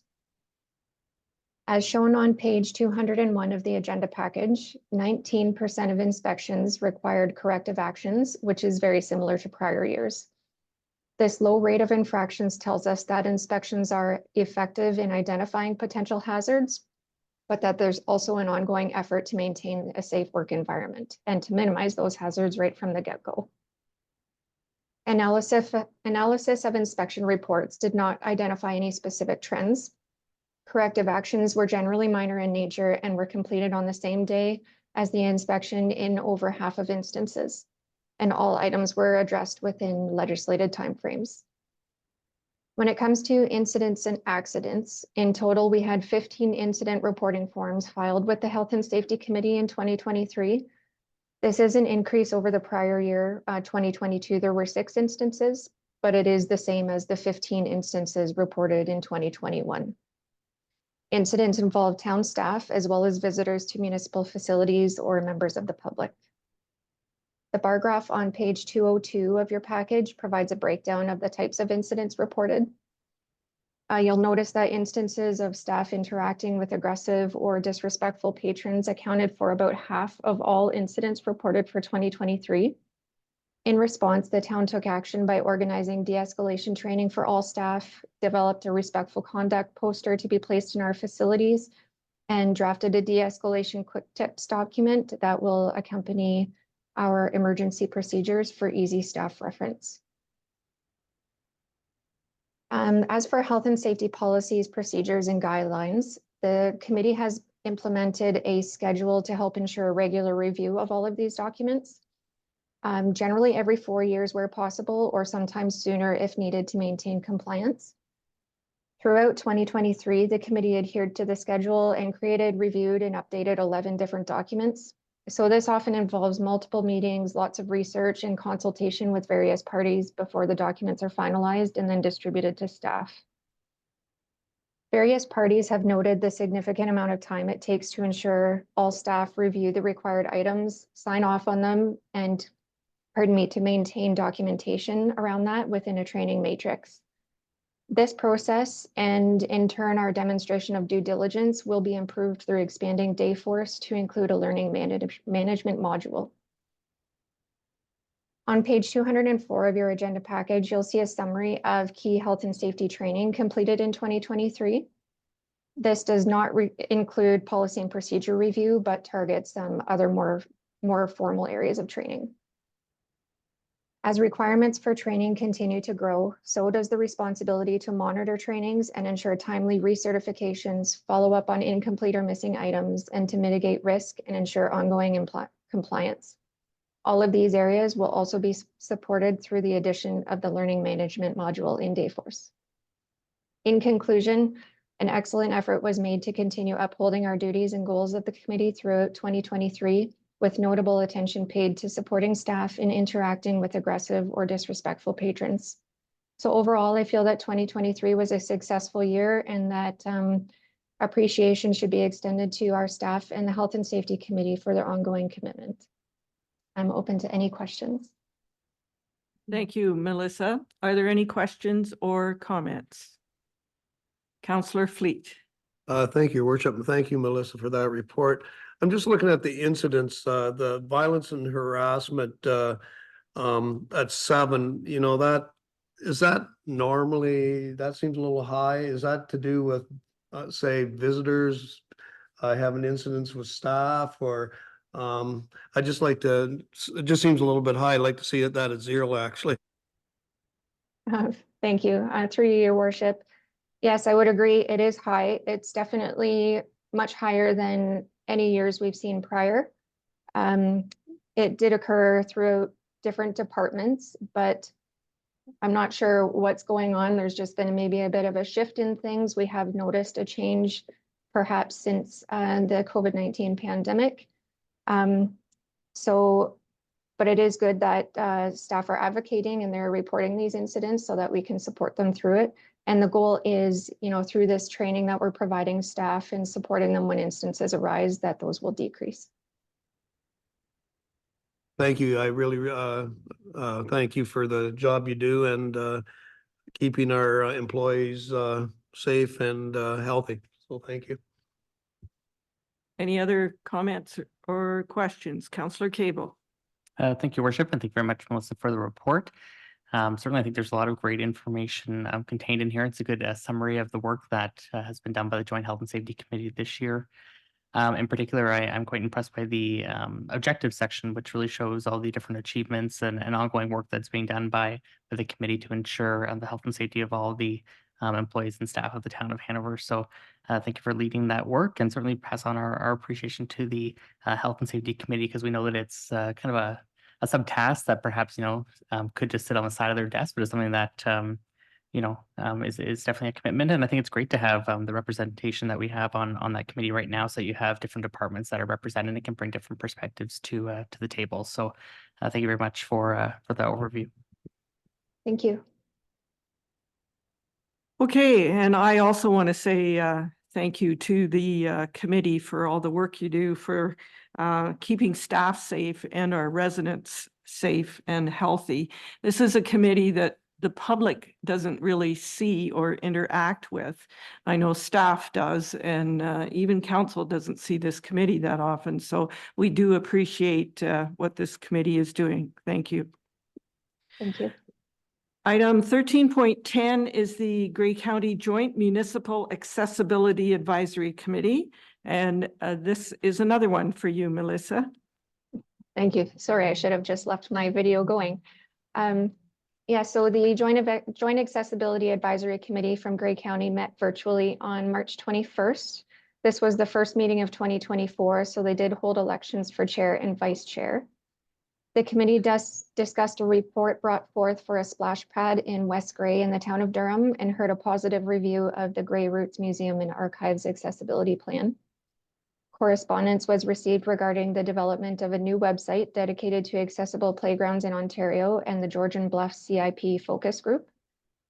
The committee members discussed concerns regarding limitations to transportation in Grey County and suggested potential delegations in the future from Grey Transit Route and SMART. At this meeting, Hanover did not have any specific items on the agenda for discussion. And I'm available for any questions once again. Any questions for Melissa?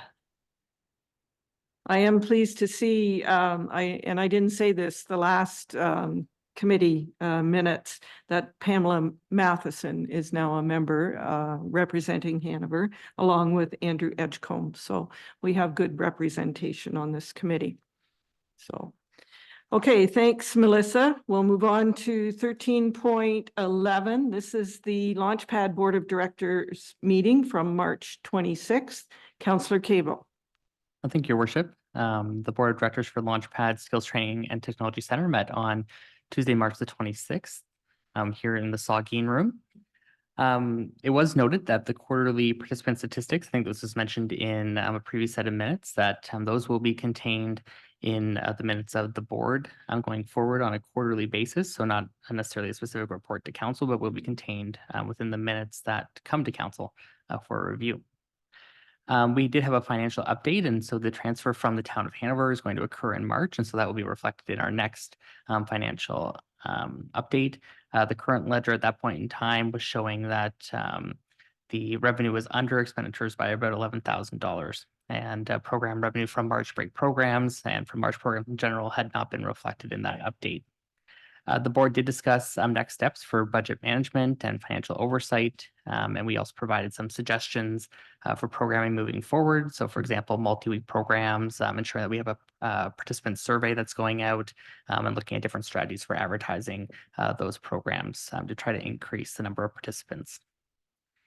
We had an executive director's report, and so Rebecca highlighted a few different things. So certainly there was quite a bit happening at March break, included traditional Indigenous activities in partnership with Mowikwadong out of Owen Sound, 3 culinary classes, 2 classes in the wood shop, and a denim bag sewing program.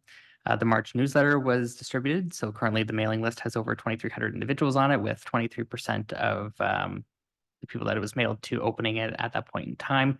And certainly the mailing list is a great way to learn more about the programs that are taking place at Launchpad.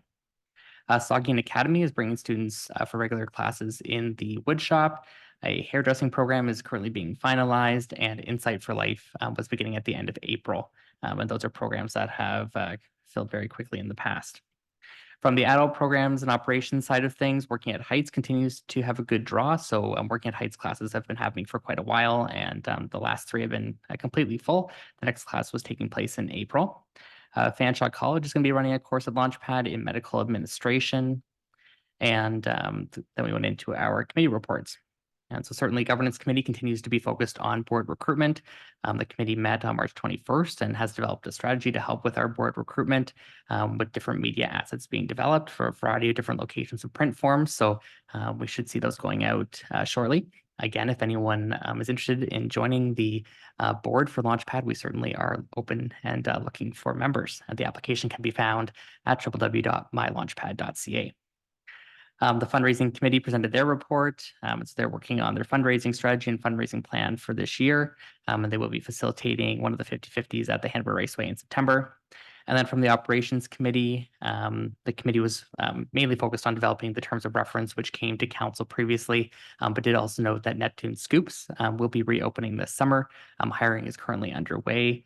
And they also noted that new instructors are being onboarded for programs and making sure that they abide by the town policy and onboarding procedures.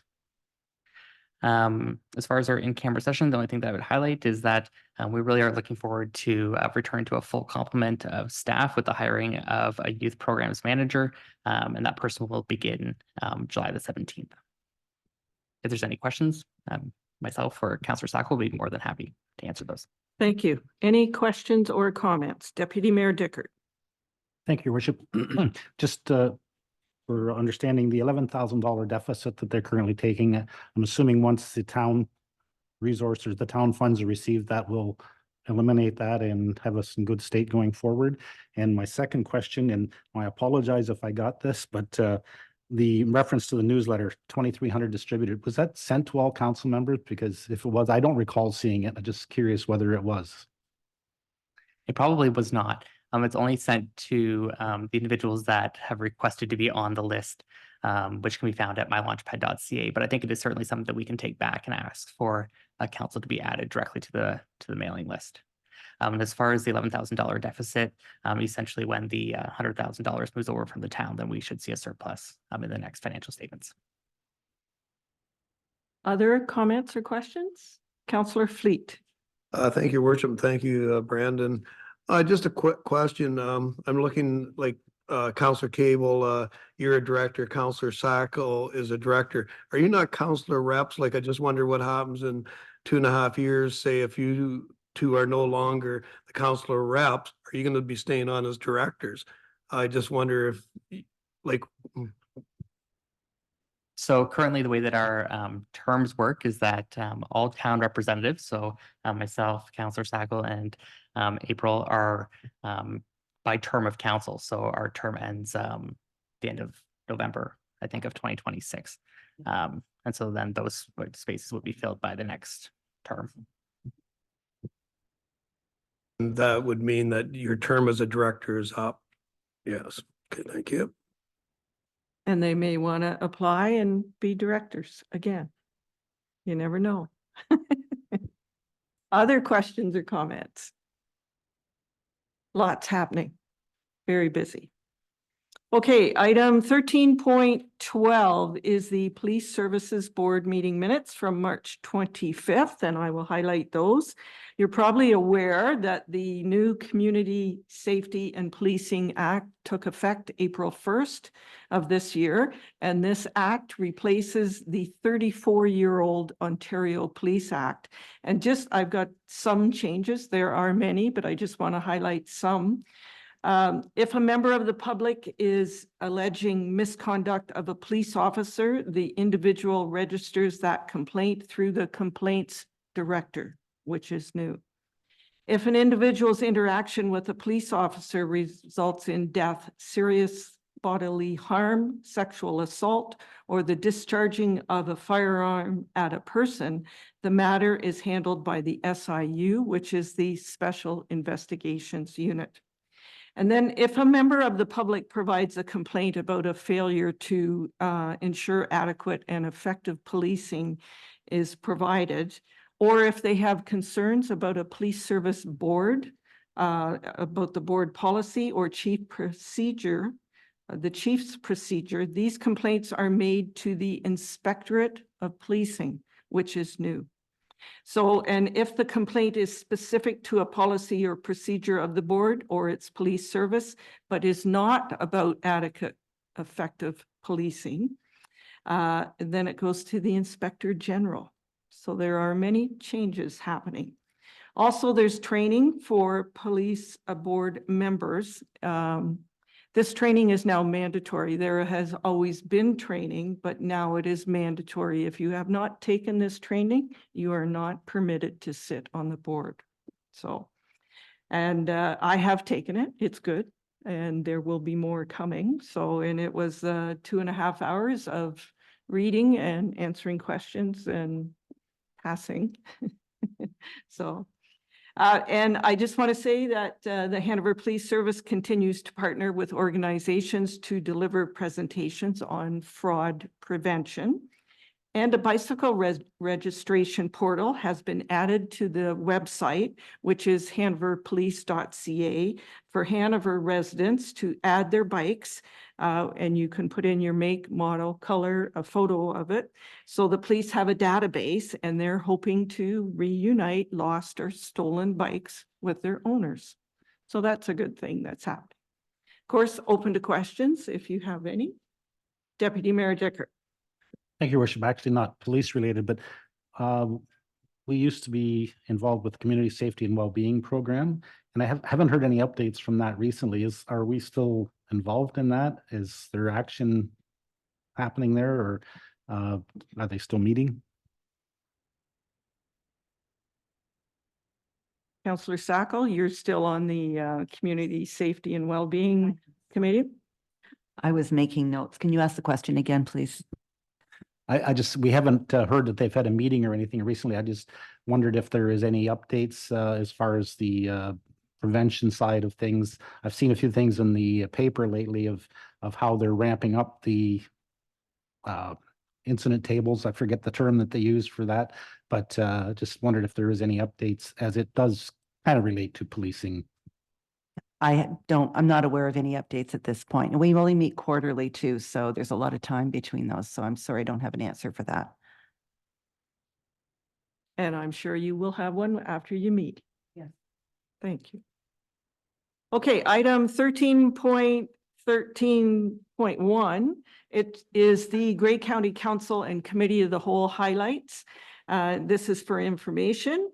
So council received an update. Oh, no, I want to say this. Grey County Community Paramedic Teresa Thibault was presented with the 2023 Medical Directors Award of Excellence by doctors from the Southwest Regional Base Hospital Medical Council.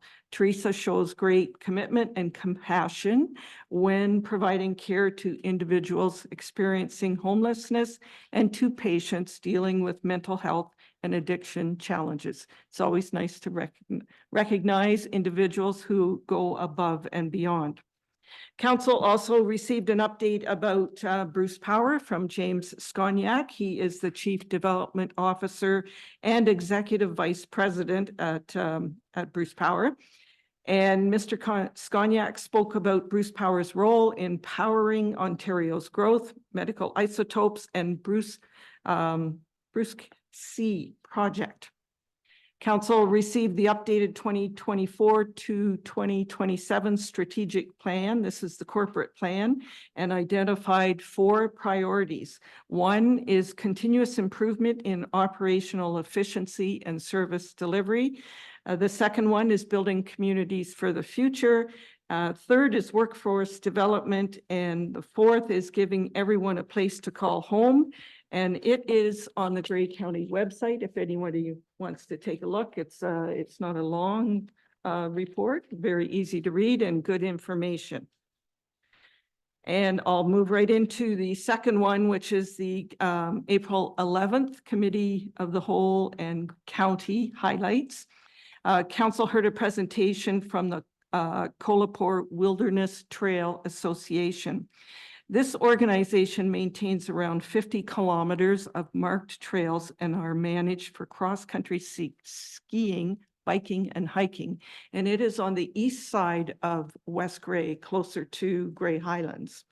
And that presentation, if you get a chance to take a look at it, it would be well worth a day to go on a hike over there. Those trails look awesome. So, and they are open to everyone. Council also received a climate change initiatives update report with details on several projects. And one of those, Gray County will be engaging local municipalities and partners to gauge interest in developing a green economy hub. So we can look forward to more of that to be shared. And that's all I have for highlights for that, unless anyone has questions, comments. All right, we'll move on. Item 13.14. This is the draft Source Protection Committee meeting minutes from March 22nd. And I'm just going to say that administratively, the committee is looking at the possibility of a reduced budget over the next 3 years due to ministry budget constraints. So they're preparing for that. And committee membership is being looked at, and our representative, John Fruin, who is our retired chief operator from Hanover, has indicated he would stay on as long as there is not another member who is interested in the position. But I hope he does stay on. He's a good representative. Okay, item 14 is counselor and staff updates. And I will say that we'll start with Councillor Hudson if you have anything for good news and celebrations. I have nothing. Thank you. Does anyone have anything they want to share? Councillor Fleet. Thank you, Your Worship. This is the congratulations to the Hanover Barons Junior C Club for winning the North Pollock Division Championship. It's been 21 years since we've seen this. So good luck to the Barons taking on the Elliston Hornets in the next series. They're actually leading 2-1. And, you know, you got to thank all the volunteers, coaches, managers, the dedicated people that put their time into the Hanover Barons. And, you know, it's really brought our community together. You know, you're looking over 1,000, 1,100 people in that P&H Center.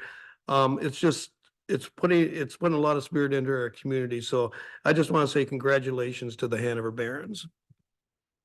We're all following it. Anyone else? Councillor Sacco. Thank you, Your Worship. I just want to talk about the Earth Day activities that are coming up and the work that Hanover Parks and Recreation have put in.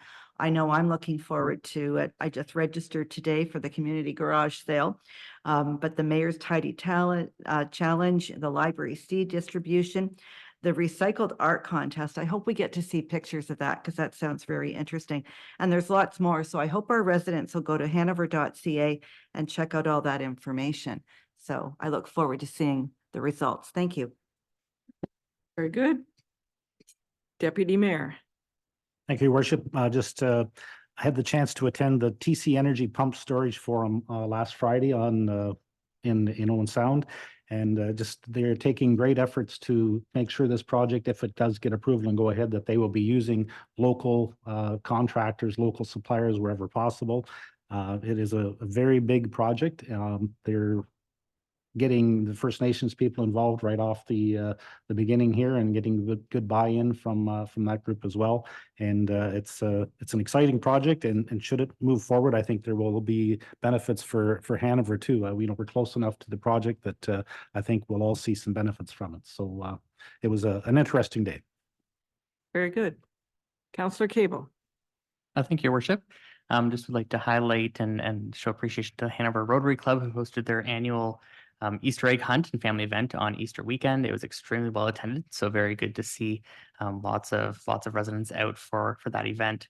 Also, congratulations to the curling club, who wrapped up their season on Easter weekend as well with the President's Bonspiel. There was 14 teams that participated. The town Buccaneers made a great attempt, but just didn't quite come out on top. So we will try again next year. And again, the Hanover Fair is coming up on August the 10th and August the 11th. And certainly the Agricultural Society is looking for volunteers to support that event. I think we all want events to take place, and we know that many hands make light work. There are many roles available for volunteers, especially for individuals who are looking for shorter term commitments. So not necessarily people that want to take a real lead role with a particular item, but perhaps those individuals looking for a 2 to 3 hour volunteer commitment. We certainly could appreciate your assistance on August the 10th and August the 11th. So please reach out to the Agricultural Society to put your name forward. Very good. And I just want to say thank you to the library for hosting Coffee with the Mayor. It's an opportunity for us to get some information out to our residents. You know, we try our best, whether it's in the newspaper or in posters or word of mouth, social media, council meetings, and that's an opportunity that people are welcome to attend and ask any and all questions. And I can't say that we answered all of them, but most of them. So it was good, and thank you to the library. And now I'll ask staff if anyone has any updates.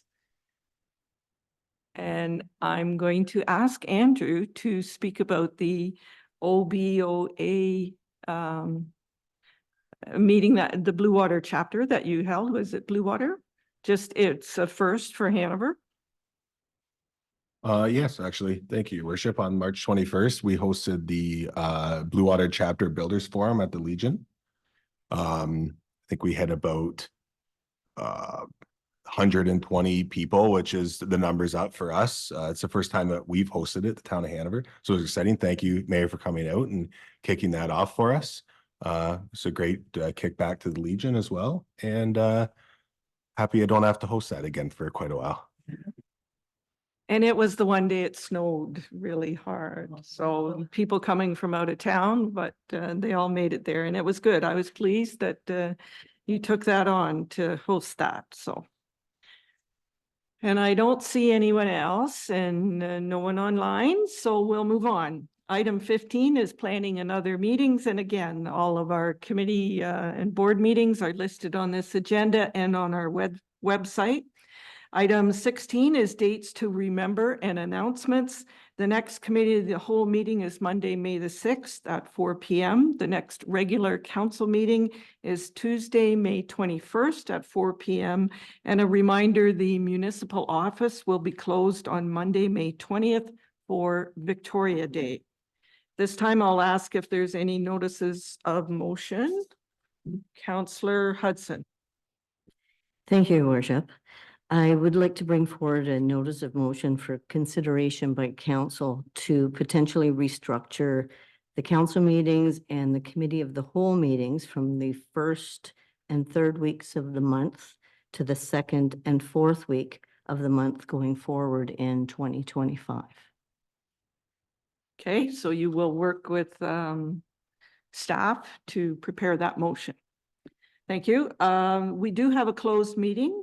So I need a mover and seconder to go into closed session in order to address a matter pertaining to litigation or potential litigation, including matters before administrative tribunals affecting the municipality or local board involving a corporate agreement. So I need a mover and seconder for that. Yes.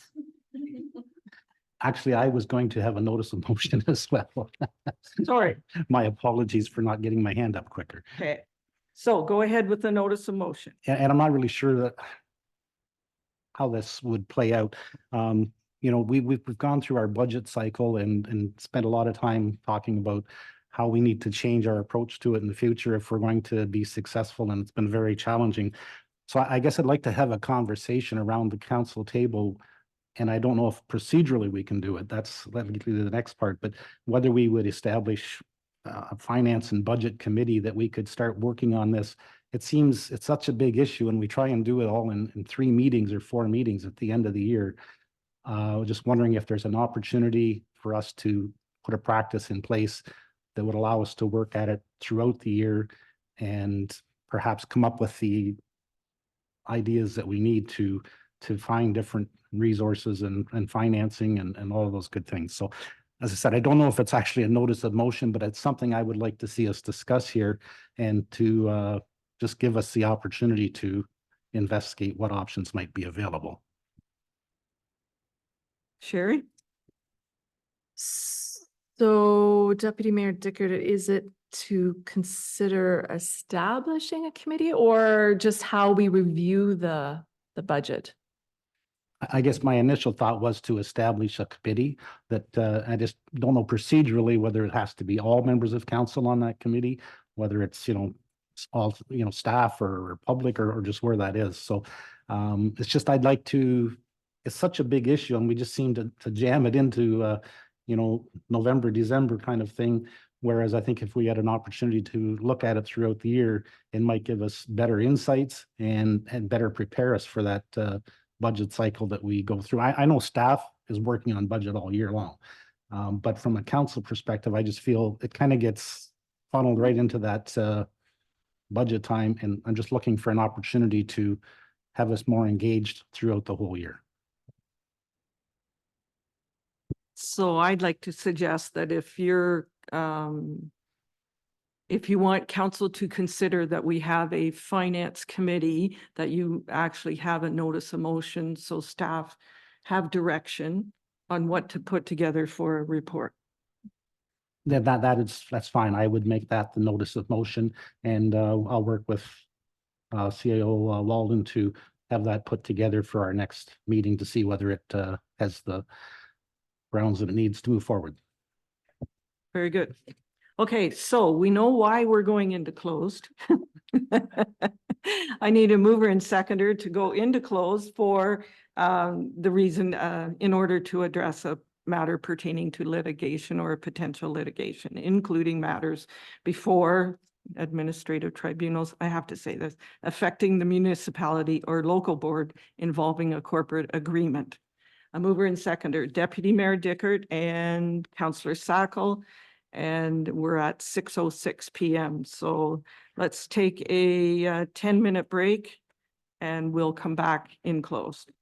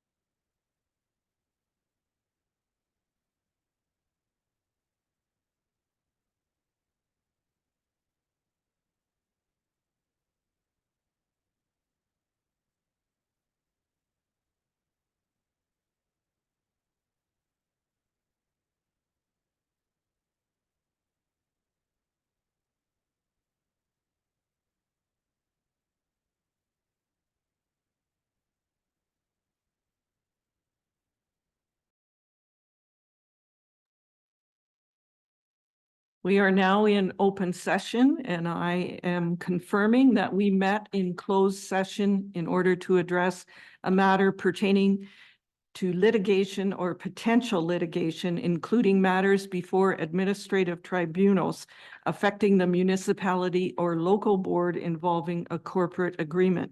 Direction was given to staff. We have one final motion, and that is to adjourn the open meeting at 6:52. I need a mover and a seconder. Councillor Councillor Hudson and Councillor Fleet. All in favor?